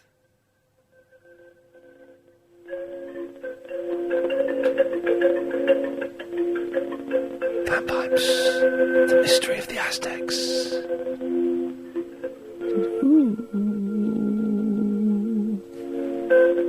And she got some pair of melons. Now then. I ain't got a trumpet, but I'm going to blow yours. Hello, you. Energy. Short men are horrid. Thank you, Iris. I'm still there.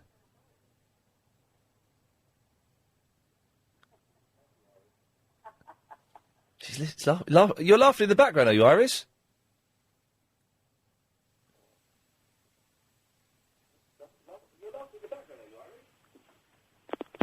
And then she puts the phone down. Oh, no, she hasn't. Iris, you've not put the phone down yet. Oh, well, let's cut her off because we could go insane waiting for... What was that? Was very, very peaceful. Very peaceful. I actually had to clutch my hernia. It was that peaceful. David. Hello, Ian. Hello, David. Peace. Got a quick one for you. Go on, give us a quick one. An early night or a lie-in? What's best? Yeah. Lying. Good man. Yeah, good definitely, man. definitely. Go to bed late. What about duffel potatoes or cauliflower cheese, baby? What was the first one? Duffel potatoes. What? Raw potato. Dauphinoise? Yeah. What's that? Oh, come on. Is that mashed potato? No. It's layers of potatoes on like in cream with a little bit of garlic. I'll have that. A joke. I'll have that over cauliflower cheese, baby. Can't beat the cheese, baby. Cauliflower cheese is rubbish. Do you know what cauliflower cheese is made of? It's just No, I've no idea. It's just cauliflower with cheese on top. Joking, I never knew that. Martin, you So- never told me that. Rubbish. You never told me that. Anything else, David? No, thank you. Not for now. All right.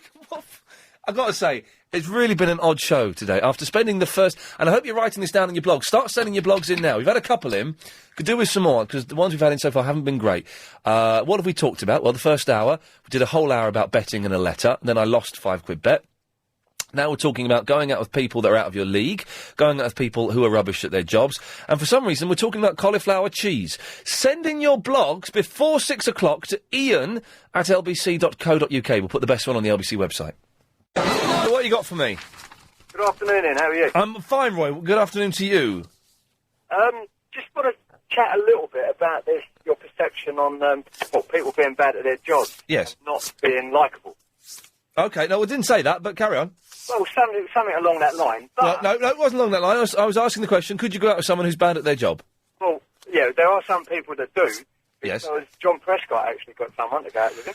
Well, there you go. Yes, but he's very successful. Really? Yes, he's bad at his job, but he's very successful. He's Deputy Prime Minister, for God's sakes. Exactly, but he's still bad at his job and managed to hold two chicks down. Did he hold them down? I didn't read the details of the incident. That's what. Yes, yes. You well done there. Yes, satire is alive and well and living in Stratford. Andy's in Kings Langley. Hello, mate. Hello, mate.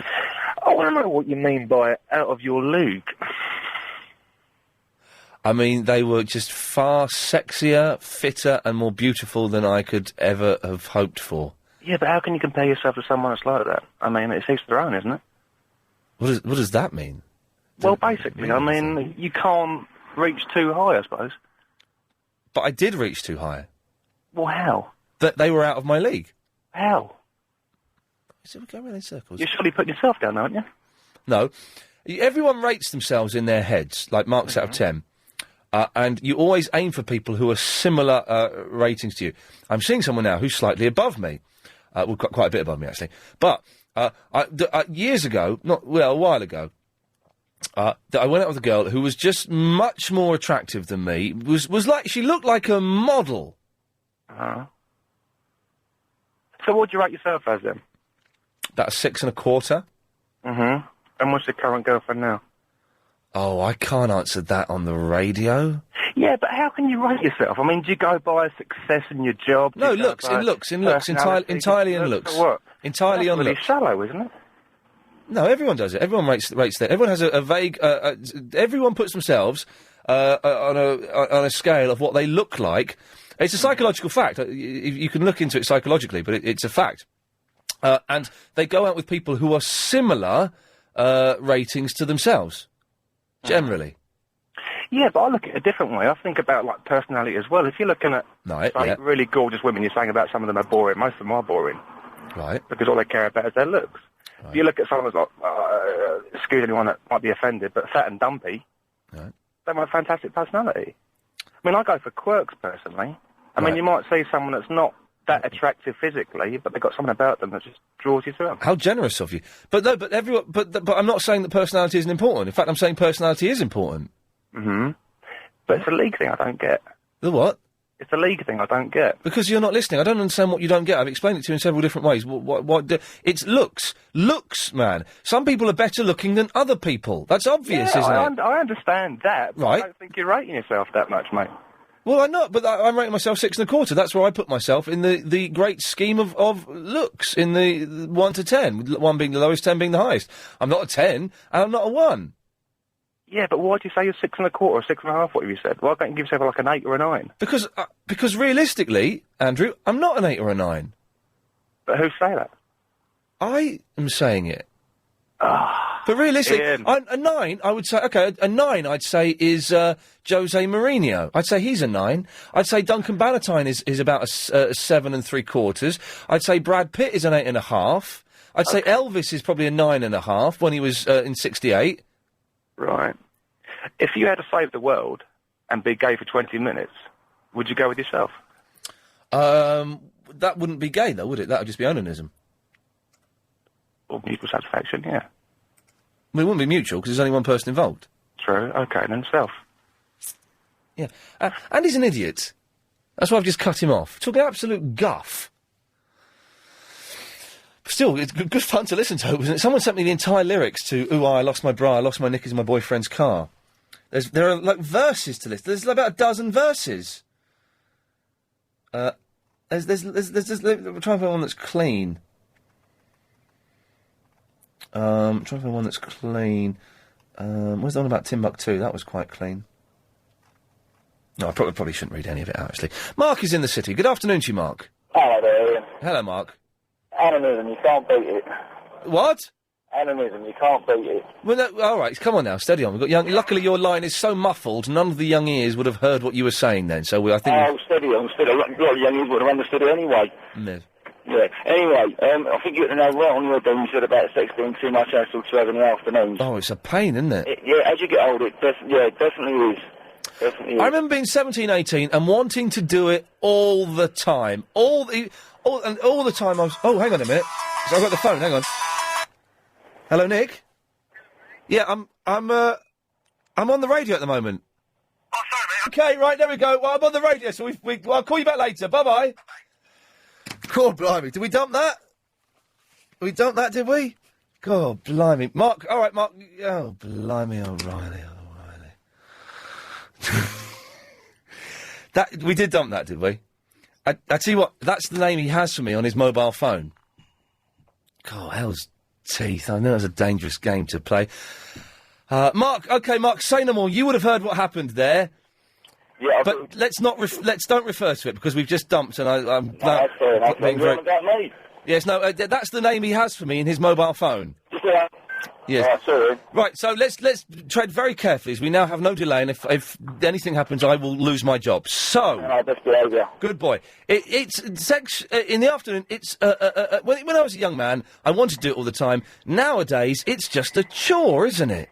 Absolutely. And the trouble is, the time I feel like it most is when I'm out in the cab. Is what? Is when I'm thinking it's respect, mate. When I'm out in the cab.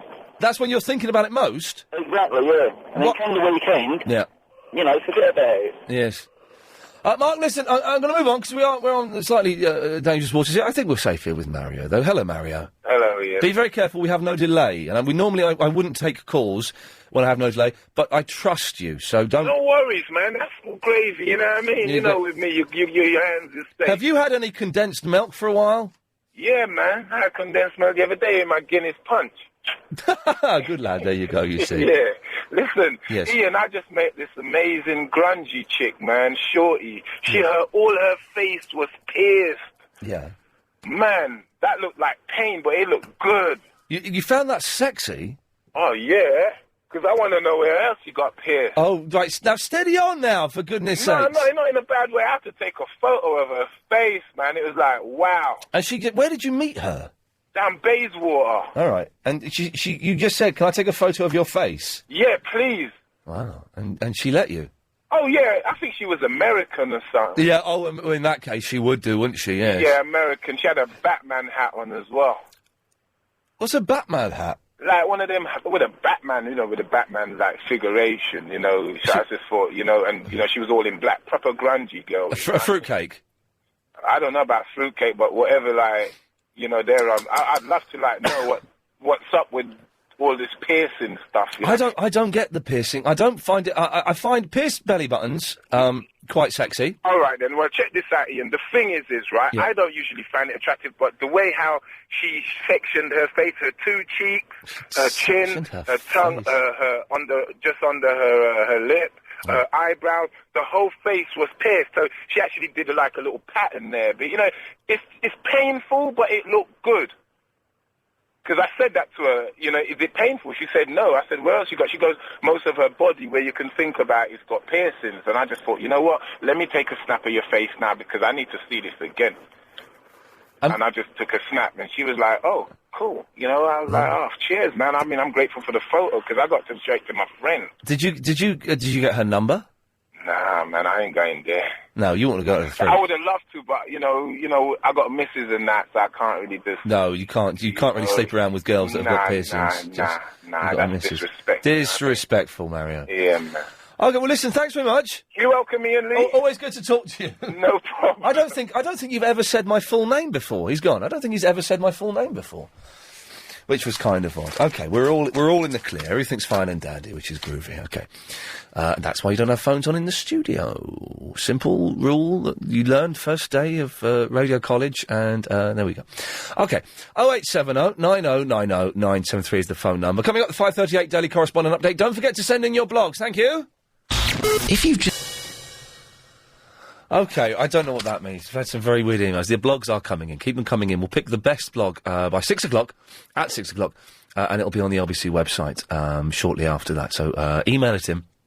Your summary, your view, your opinion on today's show, iain@lbc.co.uk, and we'll put the best one on the LBC website. Your chance to get your words published on what is one of the world's greatest websites.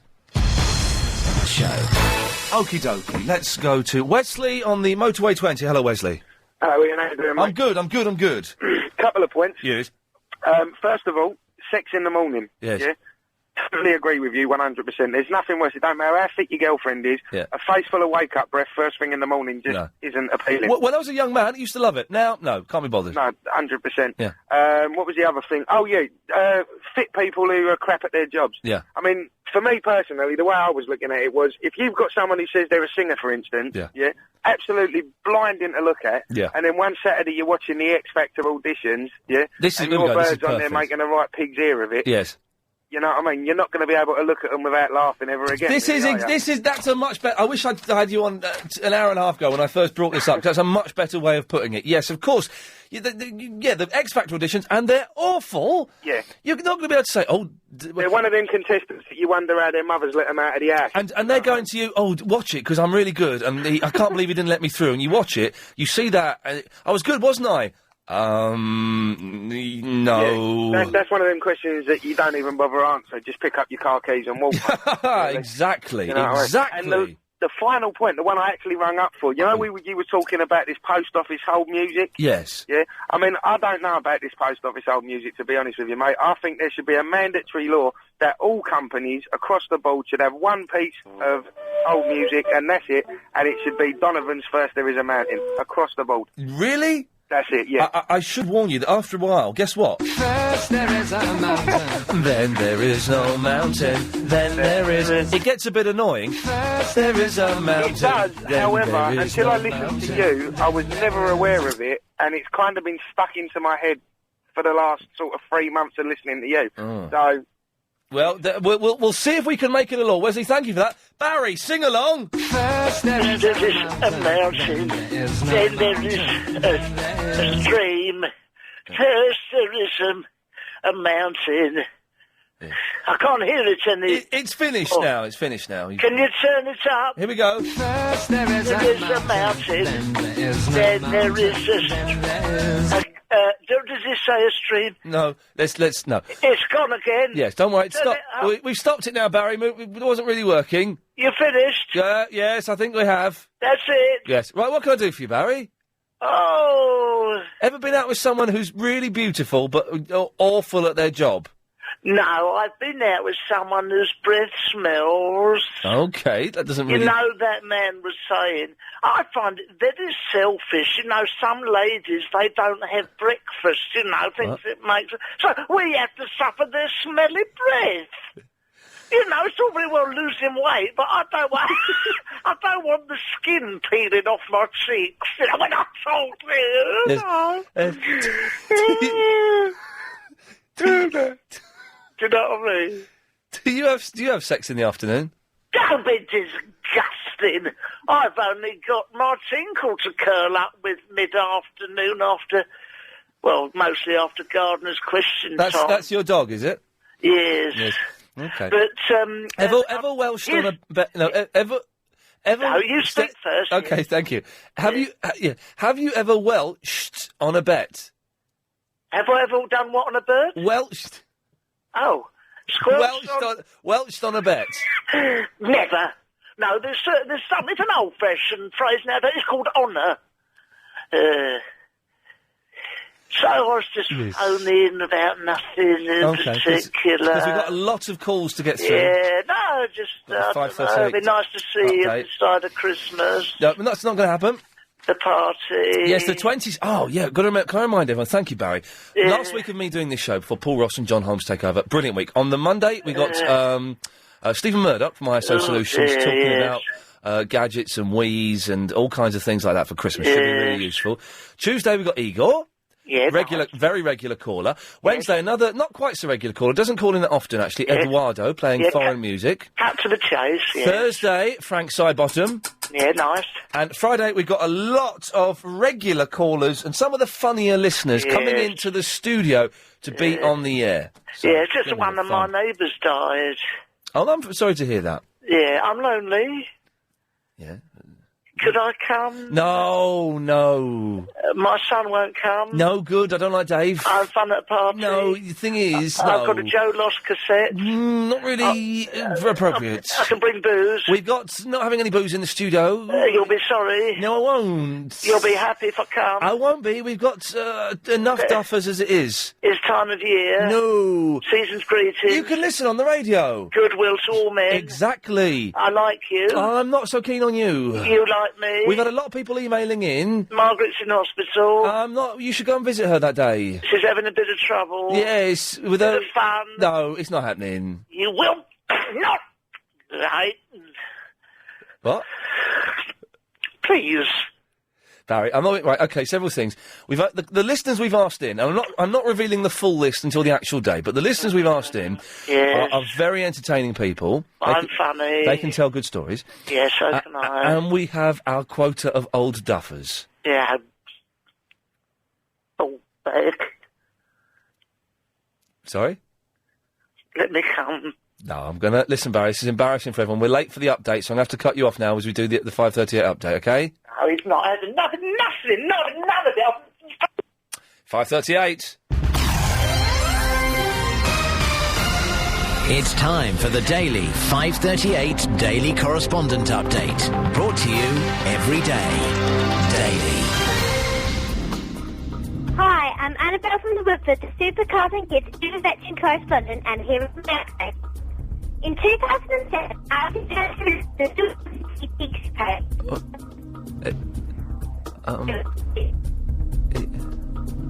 Oh, dear.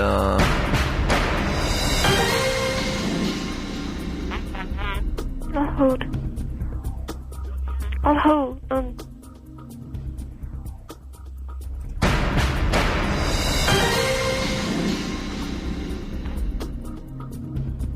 Hello?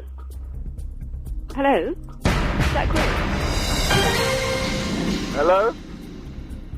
Hello? Hello?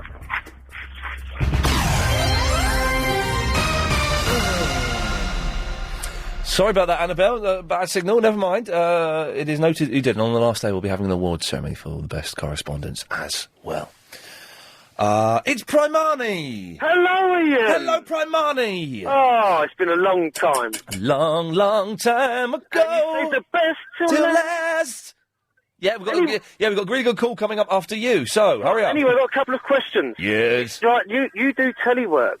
Yes. Do women have dog breath, or anyone when they're facing you and they talk to you? Do you think, oh God, just please get this over with? Celebrities? Dog breath. Do you mean celebrities, though? Anyone, yeah, anyone. No, you know, when you're talking to them, you think, gosh. Women who work on TV all smell magical. Yeah, but what do they use? I've got to know this, because I watch it on telly. You look at Eamon Andrews and people looking in their face, and you think, God! Hang on, Eamon Andrews died about 15 years ago. Well, you know what I mean. I've watched that many years ago. But do these people put things under their tongue, like a smell, or...?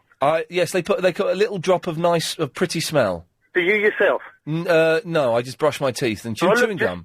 I looked in the mirror just now and I thought I was 0.7%. Oh, mate, I'm sorry. Anyway, I've got one more question. Okay, Prime Minister. Right, I'd done a bet with my friends. Yes. and I said to them, I bet you £150 that me, Veranda, and Graham will be on your show on that day, Right. on the 22nd. Right. What do you mean on the show? You're not coming in for the party. You're not coming in the studio. But no, but you're surprised. You said it's a surprise. What's the surprise? You know, who's going to Well, be the there? surprise. Yeah, the surprise isn't you. Oh, well, why not? Because you're not coming in. Why? All right. Okay. Right. I'm not having anyone else phoning up. I am deciding who comes in on the show. Okay. No one else is. And we've pretty much decided we've got one more person we're trying to hunt down, and we may need to give them a call. Maybe can we give them a call tomorrow? Perhaps we can do that off air, can't we? Mark is in the Cheshunt. Hello? Oh, I looked at the clock and got excited because it's nearly home time. Hello? Yes, Mark? Hello, I'm first phone caller. Hello, Mark. Hello, I've been listening to you for ages. Thank you. You're wicked. Thank you. What can I do for you? I wanted to talk to you about how you think women may be really, really pretty, but then, like, they'd be really crap at their jobs. Yeah. I wanted to say, well, they could be, but then if someone said to you that they were really, really bad at their job, you'd say, yeah, but they're really pretty and I'm going home with them. But it depends how bad they are at their jobs. As the fella just said before, if they're a singer and then you watch them on the X Factor auditions and they're one of those mental women that sounds like a horse with diarrhea, then you would be embarrassed to go out with them, wouldn't you? That's true, yeah. Oh. But you'd still be the one going home with them. It'd be all right for like 2 or 3 months, but you couldn't marry them, I think. Yeah, okay, that's fair. Okay, fair enough. Anything else, Mark? No, I just wanted to say that you're really good and stuff. Hey, listen, man, thank you very much for calling. Call again. Thank you. Cheers, fella. Bye-bye. Nice people today. Lots of nice people, which is good. I've just had a flood of emails coming in, so during the upcoming news, I'll just have a quick look. Line 4, you're on the wireless. Who's that? This is Ian, you're on the air. Oh, right. It's Denise. Denise, I've got to go to the I ads. just want to say something very quickly. You've got 10 seconds. Okay. I've known men like you before, and I find you shocking, what you've been saying. Excellent, thanks very much. Hey, okay, so, wow, this is brilliant. This is genuinely brilliant. You could win, what? £1,000 a day, plus a brand new Samsung, let me get that right, Samsung D900 red phone, all this week with Nick Ferrari at breakfast, weekday mornings, from 7. Very simple. Very simple, as these things often are. The simplest things work the best. Nick will read clues to something luxurious or valuable. Well, this is written badly, but I think I get the premise. He'll read your clues to something that's quite expensive. You've got to work out what he's talking about, and you could be a winner. It's all with the Samsung D900 Red, the phone that has a 3-megapixel camera, MP3 player, available exclusively at the Carphone Warehouse, ladies and gentlemen. Dave! All right, Ian, how you doing, bruv? I'm all right. I wish that weird woman would call back, because I don't know what she was banging on about, but we'll see if she does or She not. was off her alarm, mate, wasn't she? Oh, well, that's your opinion. Thank you. Yes, what can we do? Oh, yeah. I was talking about, like, you know, you're talking about having a partner who's right stunning, but they're thick, or they embarrass you, or whatever. You know what I mean? Yeah. But what about someone, if they embarrass you, but you earn a lot of money? Like, they're what do you going to stay mean? with you, aren't they? What do you mean? Well, look at someone like Mrs. Joel. She stays with her husband, doesn't she? And he earns a fortune. What, Billy Joel's wife? No. Martin Joel. You know, he's rubbish at his job. Who's Martin Joel? The Tottenham manager. Oh, how am I supposed to know about that? Oh, no, I'm just saying, but he's rubbish at his job. But she must stay with him because he earns a lot of money. And he's not a good-looking bloke. It's like Peter Beardsley was an ugly man, wasn't he?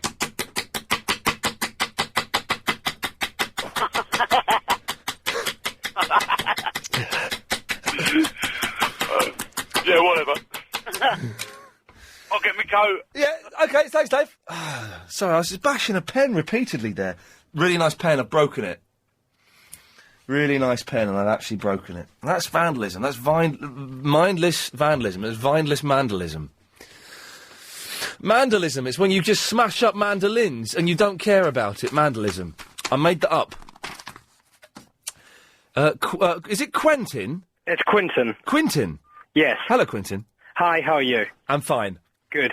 Can I just share your feelings in regards to football? I don't see what all the fuss is about. It's rubbish. I didn't understand a thing that last man was saying. It's crazy. I mean, I live in East London, and they end up fighting with themselves if they can't fight with the opposition. Because they are fools. Damn fools.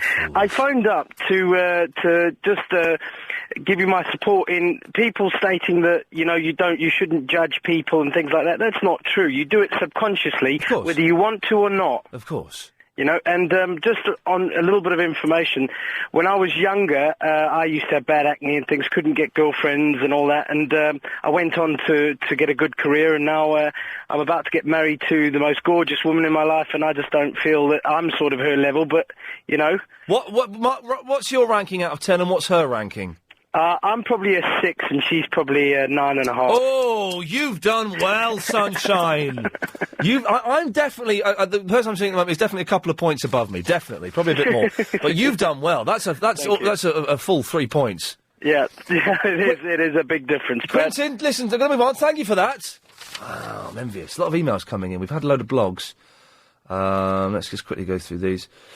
There's another blog. We'll put that in there. We'll have a look at that. I might choose these after the show because there are a lot of these to get through.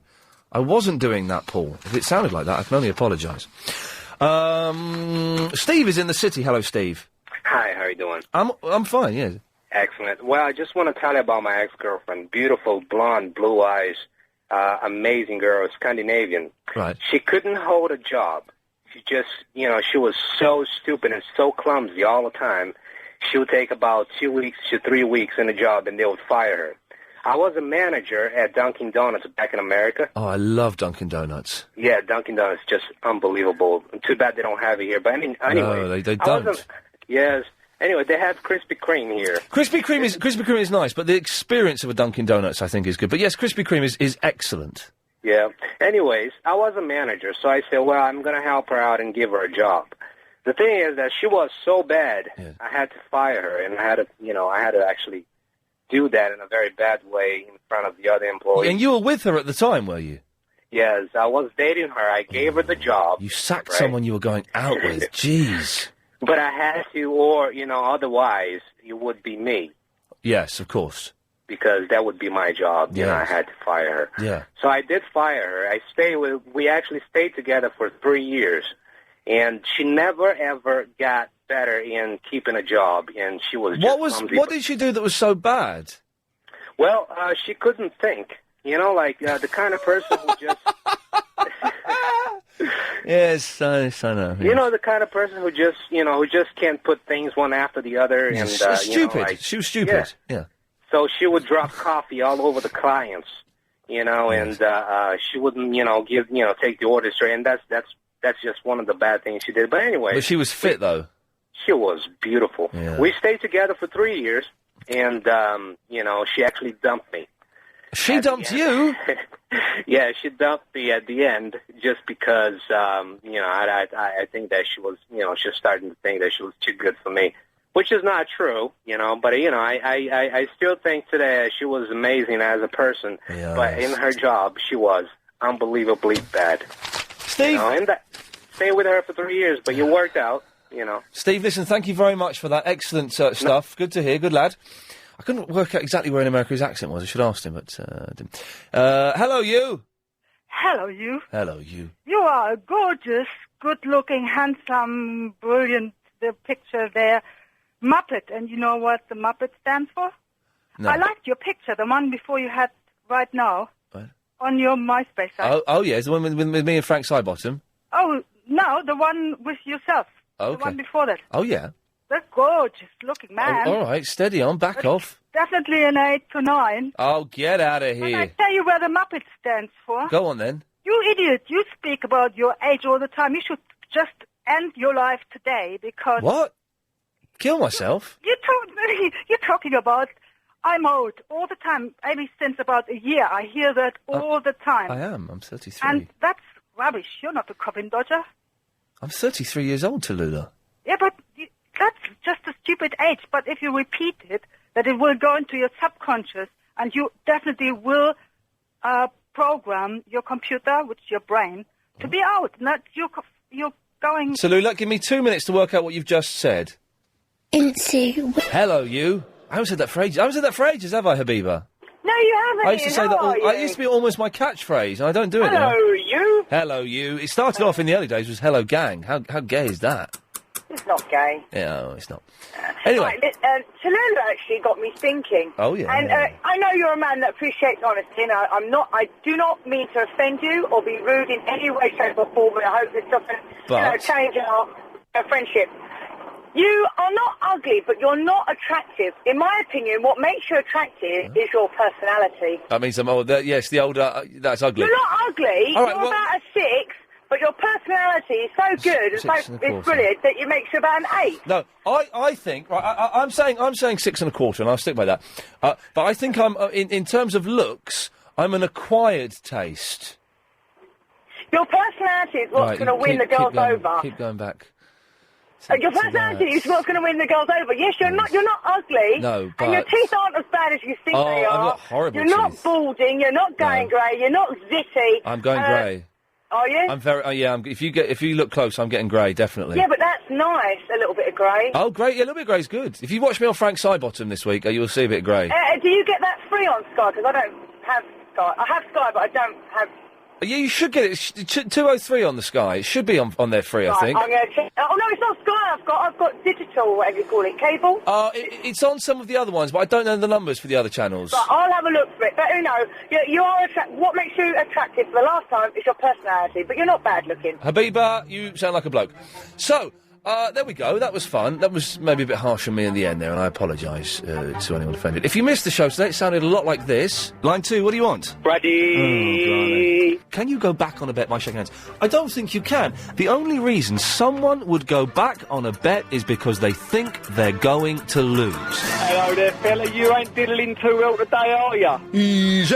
We're talking about welching on belts. AM, FM, Mr. Ian Lee, stroke Clive B., care of team James O'Brien and Nick Farrelly. Just to tell your English long legs, busty blonde bimbo, no brain call, known as regular caller, all your sexy tall and short, no bald, big belly Nick Ferry. It's my delight on a Friday night in the season of the year. They've all been duff at their job. They've all been duff at the job. Duff at their jobs. I've got Barry Manilow in the back of the cab. Barry, can you stop it, please? He's in the back singing Copacabana now. I'm on the phone to Ian Lee. Cauliflower cheese, baby. I'd love to do your feet. That would really calm me down. What? Excuse me? I'd just love to get hold of your feet. Oh, sugar. Hang on. Do you know what you've just done? No. You've just lost me a fiver, Alex. Oh, babe. Yes, that's what's happened.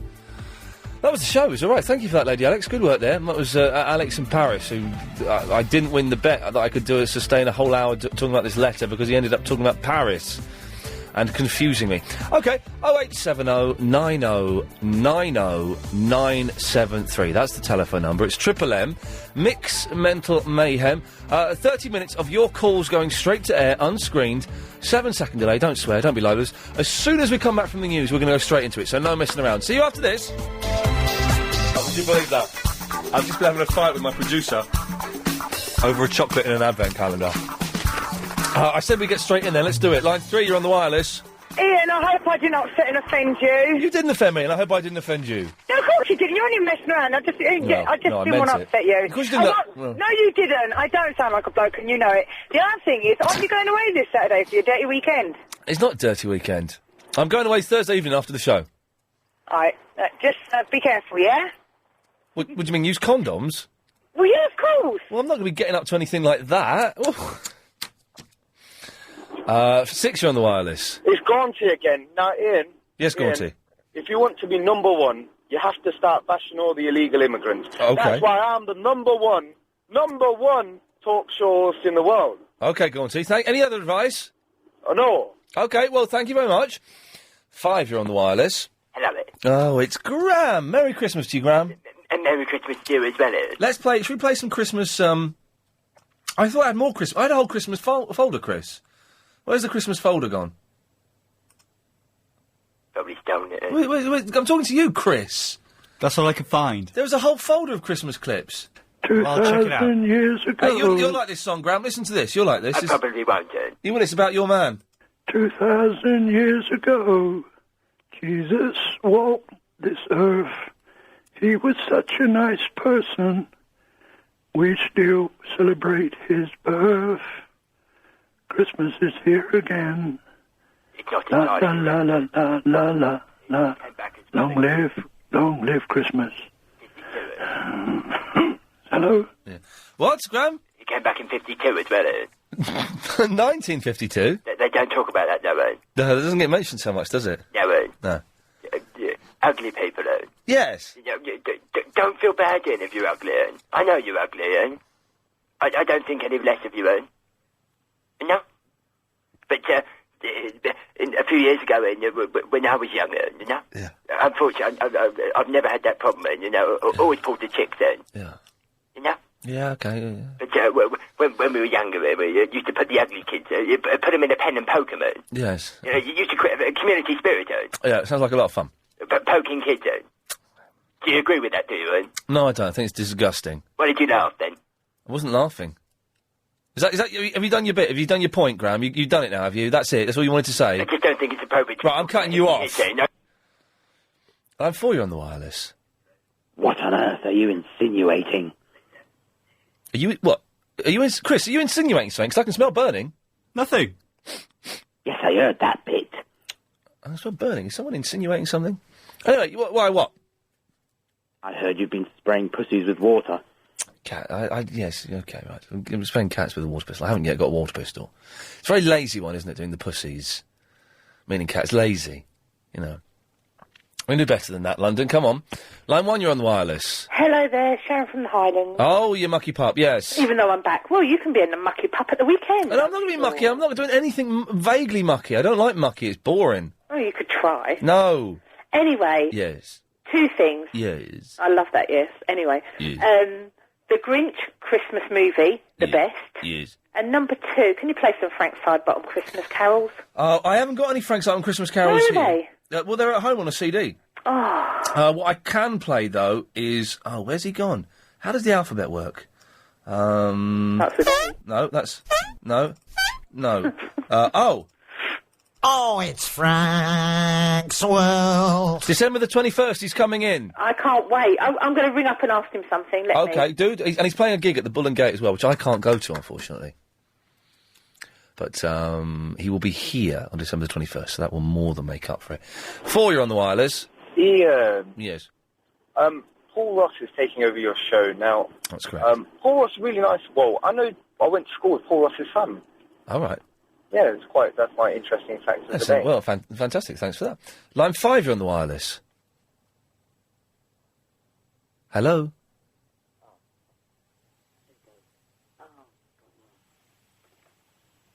Hello? Hello? Wow, we had to wait 30 seconds to hear Rehab by Amy Winehouse. Why was the long pause? I like this song. Hello, Bill. Hello, Paul.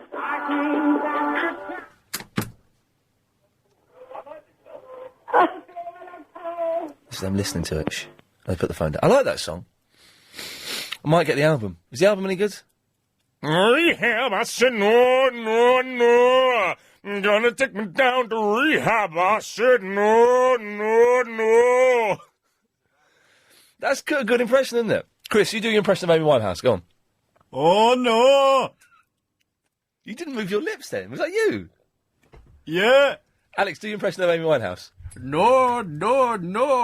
I said no. Hey, that's the Christmas game. Go on, Chris, what you got?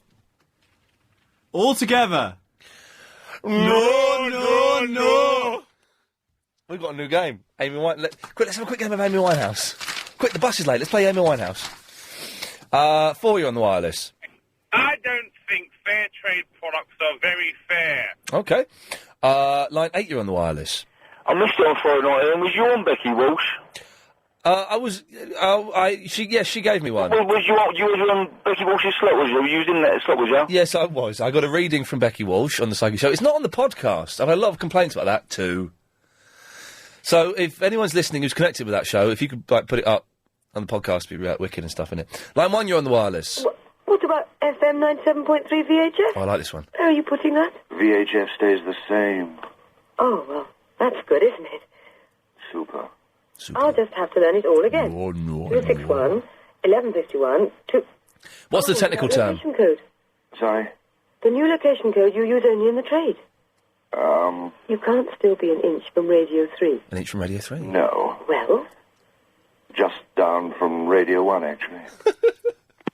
Just down. That's how they used to plug us in the old days. Just down from Radio 1, actually. Oh, we got till 20, is it? OK, we'll have one more. Line 9, you're on the wireless. Hello, Ian. Ken Livingstone here. Hello, Ken. We've got 20 seconds. Am I getting an invite to the Christmas party, Ian? It was not actually a party. I don't know why the term party is being bandied I around. don't get one. I will be taking court proceedings against you and the company in the morning. Thank you, Ken. Bye. Bye-bye. Well, it's not actually a party on the 22nd. It's just some people going to be in the studio. That's all. OK, we'll have a quick breather. If you're calling, save your fingers, put the phone down. We will come back to you. Oh, excuse me, I nearly puked up then. After we've had a little bit of this. I've not been in the studio for any point when I'm supposed to be on the air. It's awful. OK, let's dive straight in. Line 2, you're on the wireless. Our Father in heaven, hallowed be thy name. Thy kingdom come, thy will be done on earth as in heaven. Thank you, man. Thank you. Line 5, you're on the wireless. Anything in cause as well. I'm just thinking cause.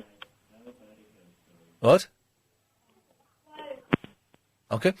Line 2, you're on the wireless. Yes, bro. Hey, it's line 5! Yeah. Yeah. I lost a bet. Yeah. What bet? Right, listen to this, yeah? You might know the answer to it. I'm a bit out of breath. Okay, what you been doing? Well, you'll hear in a minute. Right. I was in Hyde Park, innit? Yeah. And they got, like, toilets there, and some guy, he looked really posh in that, so he must have had loads of money. Yeah. He said to me... Oh, God. Right, he'll give me, like, 250 quid cash. Yes. If I can come up with, if you get 10 plus 10, but the answer's not 20. Right? And then if I could get another answer that would be right, then you'd give me the money. Right. But I lost. But do you know what is the answer? I don't know. 10 plus 10, but not 20. Oh, no. I know what's happened. What's happened? What? He's a div.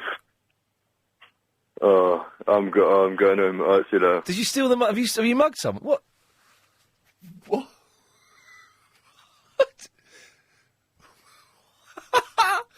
What was that about? I haven't got a clue what that was about. Line 2, you're on the wireless. Hi, this is Wanda. I called earlier. Oh, hello, Wanda, yes. I'm not a munter. People say I'm like a version. I look a bit like Carol Thatcher, maybe a bit plainer than her. But I want to sing you a song, yeah? Okay, yeah.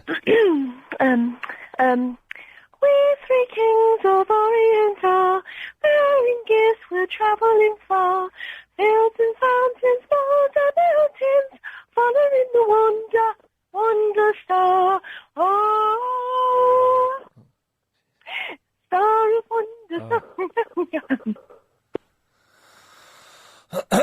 wonder. Line 2, you're on the wireless. Hi. Bye. Line 1, you're on the wireless.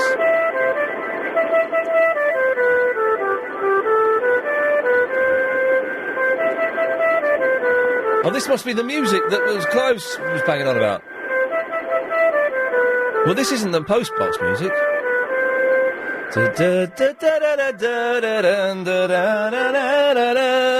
A finger of fudge is just enough to give your kids a treat. That's what that is, isn't it? Is that the finger of fudge music? What? A finger of fudge is just enough to give your kids a treat. It's full of Cadbury's goodness and very small and neat. Finger of fudge, just enough to give your kids a treat. Don't know that then, no? Huh? Embarrassing. Line 2, you're on the wireless. Ever since my chicken left me, I've had no eggs for tea. What? I'll have to go to Sainsbury's to see what I can see. OK, thank you. Line 6, you're on the wireless. Yeah, Carol Thatcher is a munter, so anything less than that is a double munter. OK. Line 10, you're on the wireless. Oh, hello, Ian. Hello there. This is Molly Coddle here. Hello, Molly. I'm so pleased that Ken Livingstone rang you last night to say he was increasing the congestion charge on bicycles. He's rung me again tonight to say that he wants to... Yes. I heard him, and I'm so disappointed you're not inviting him to your party. Well, it's not a party.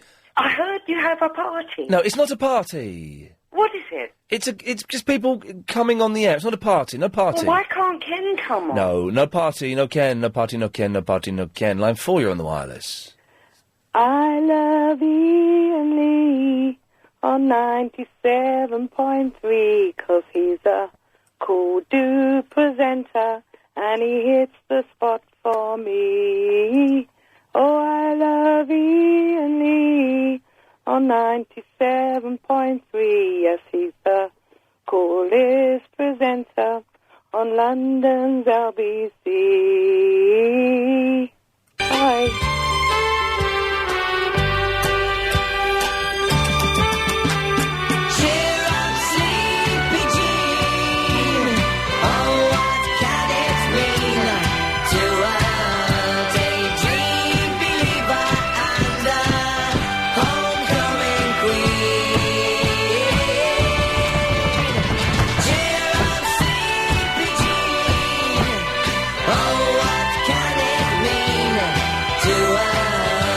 Burley. Knackered Burley. Maybe this will fix it.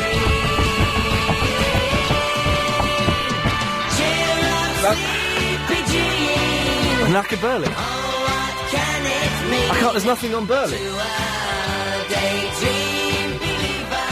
No video input, please check signal on Burley. Your loss. Well, that's not my loss. The thing is, though, we've got to fix it, man. Ah! All the screens went blank when I did that. These two are back. But oh, I've got to fix it, though, because someone could delete my Burley folder. Chris, come in here and get on the floor. Look, watch this, watch this. Okay, watch the screens. What are you doing? It's not working now, hang on. That's not helping. Really out of breath. I gotta go under your desk. Good lad, that's what I was hoping for. Oh, get on! Sorry, I'm just trying to get my microphone. Oh, Jesus, get on. You stink. Get on I've with it. Pick that up, I've dropped it. Line 8, you're on the wireless. Yeah, I'm fed up with this Ghostbusters 2 thing that we've got going on, so I think I'll play a bit of this.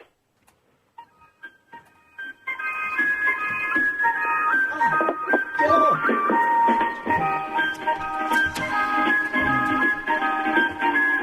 Do we have to monitor... Right, it's no video input. Please check signal. I'm checking the signal.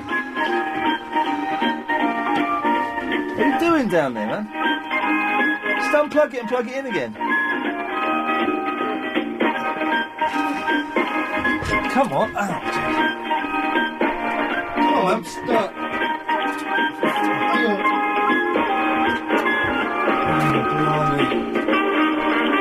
Still not working.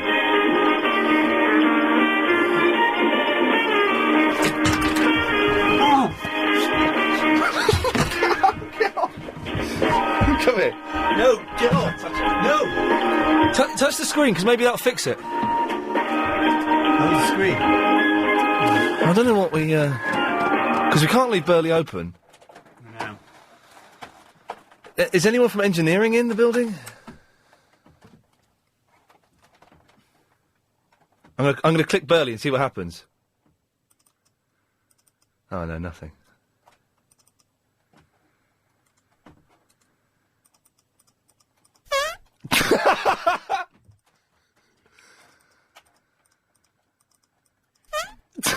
Is that me or is that you, Alex? Do I?